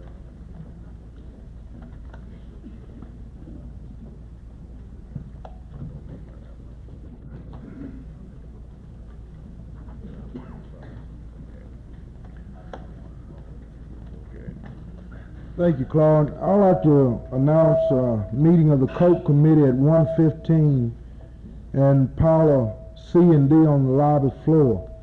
The members of that committee are SHDs, J.R. Salzman, Ruth Scallons, Ardell Rigby, Cleos Armstrong, Doris Miller, Sarah Buckley, Debbie G. Price, L.J. Brown, M.A. Mooneyham, and Earl Melton.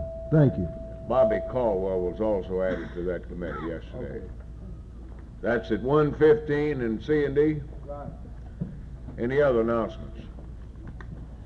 Brother Jackson? Brother Ramsey, I'd like to announce that I'd like the Amalgamated Clothing Workers to caucus, I'll get the word right, in this convention hall on the adjournment at lunch. Immediately after adjournment? Right, in the hall. Right here, okay. Right. Brother Schaefer? Ramsey, just a second. Earl Melton, on the Education Committee. I'll have to leave, unfortunately, and I'll have enjoyed myself here very much. May I suggest that a co-worker of mine, Luther Kahn, be placed on the Education Committee in my stead? Right, we'd be happy to do that. Thank Luther you. Kahn, consider yourself on the Education Committee in his place. Huh? Is it Cope Committee? Okay. Just in case any members of the Legislative Committee might not be here this afternoon, we will meet in Parlor E immediately after adjournment this afternoon. Thank you. Brother Knight. Brother Robbins, the chairman of the Education Committee, has asked me to announce a meeting of his committee. He had asked for Parlor C and D. Brother Woodson's beat him to it, so if nobody's using Parlor G down in the basement, the Education Committee will meet there at 1:15. They are, besides Brother Robbins, T.G. Beckham, Rex Womack, Jimmy Madkins, James R. Jones, Neil J. Cole, Herbert Simmons, Myrtle Edwards, E.L. Smith, John Mercer.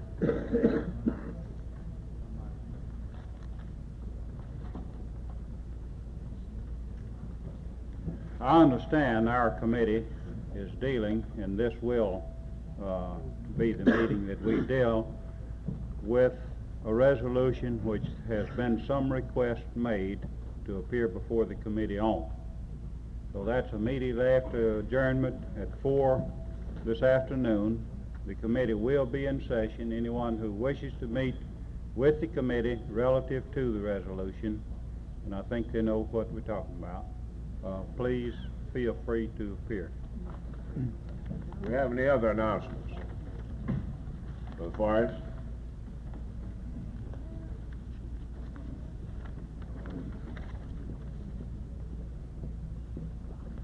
Claude announced it on yesterday, but looked like most of these organizers, committees is getting away. And I'd like to remind them again that we'll meet in room C and D this afternoon. The committee consists of Ray Smith Hart, Ernest Curtis, Joe Sant, Dan Ory, C. Shoemate, R.H. Bobo, Leonard Gardner, Wayne White, J.B. Hanna. That will be this At what time? immediately after adjournment this evening. You mean the afternoon session? You want to meet in C and D immediately after adjournment this afternoon? That's right. Organized committee. Thanks. Okay. Any other announcements?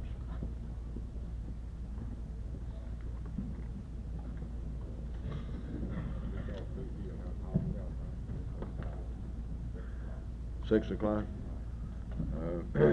Brother Williams says that the Red Cross people will have their hospitality shop open at 6 o'clock tonight, room 605.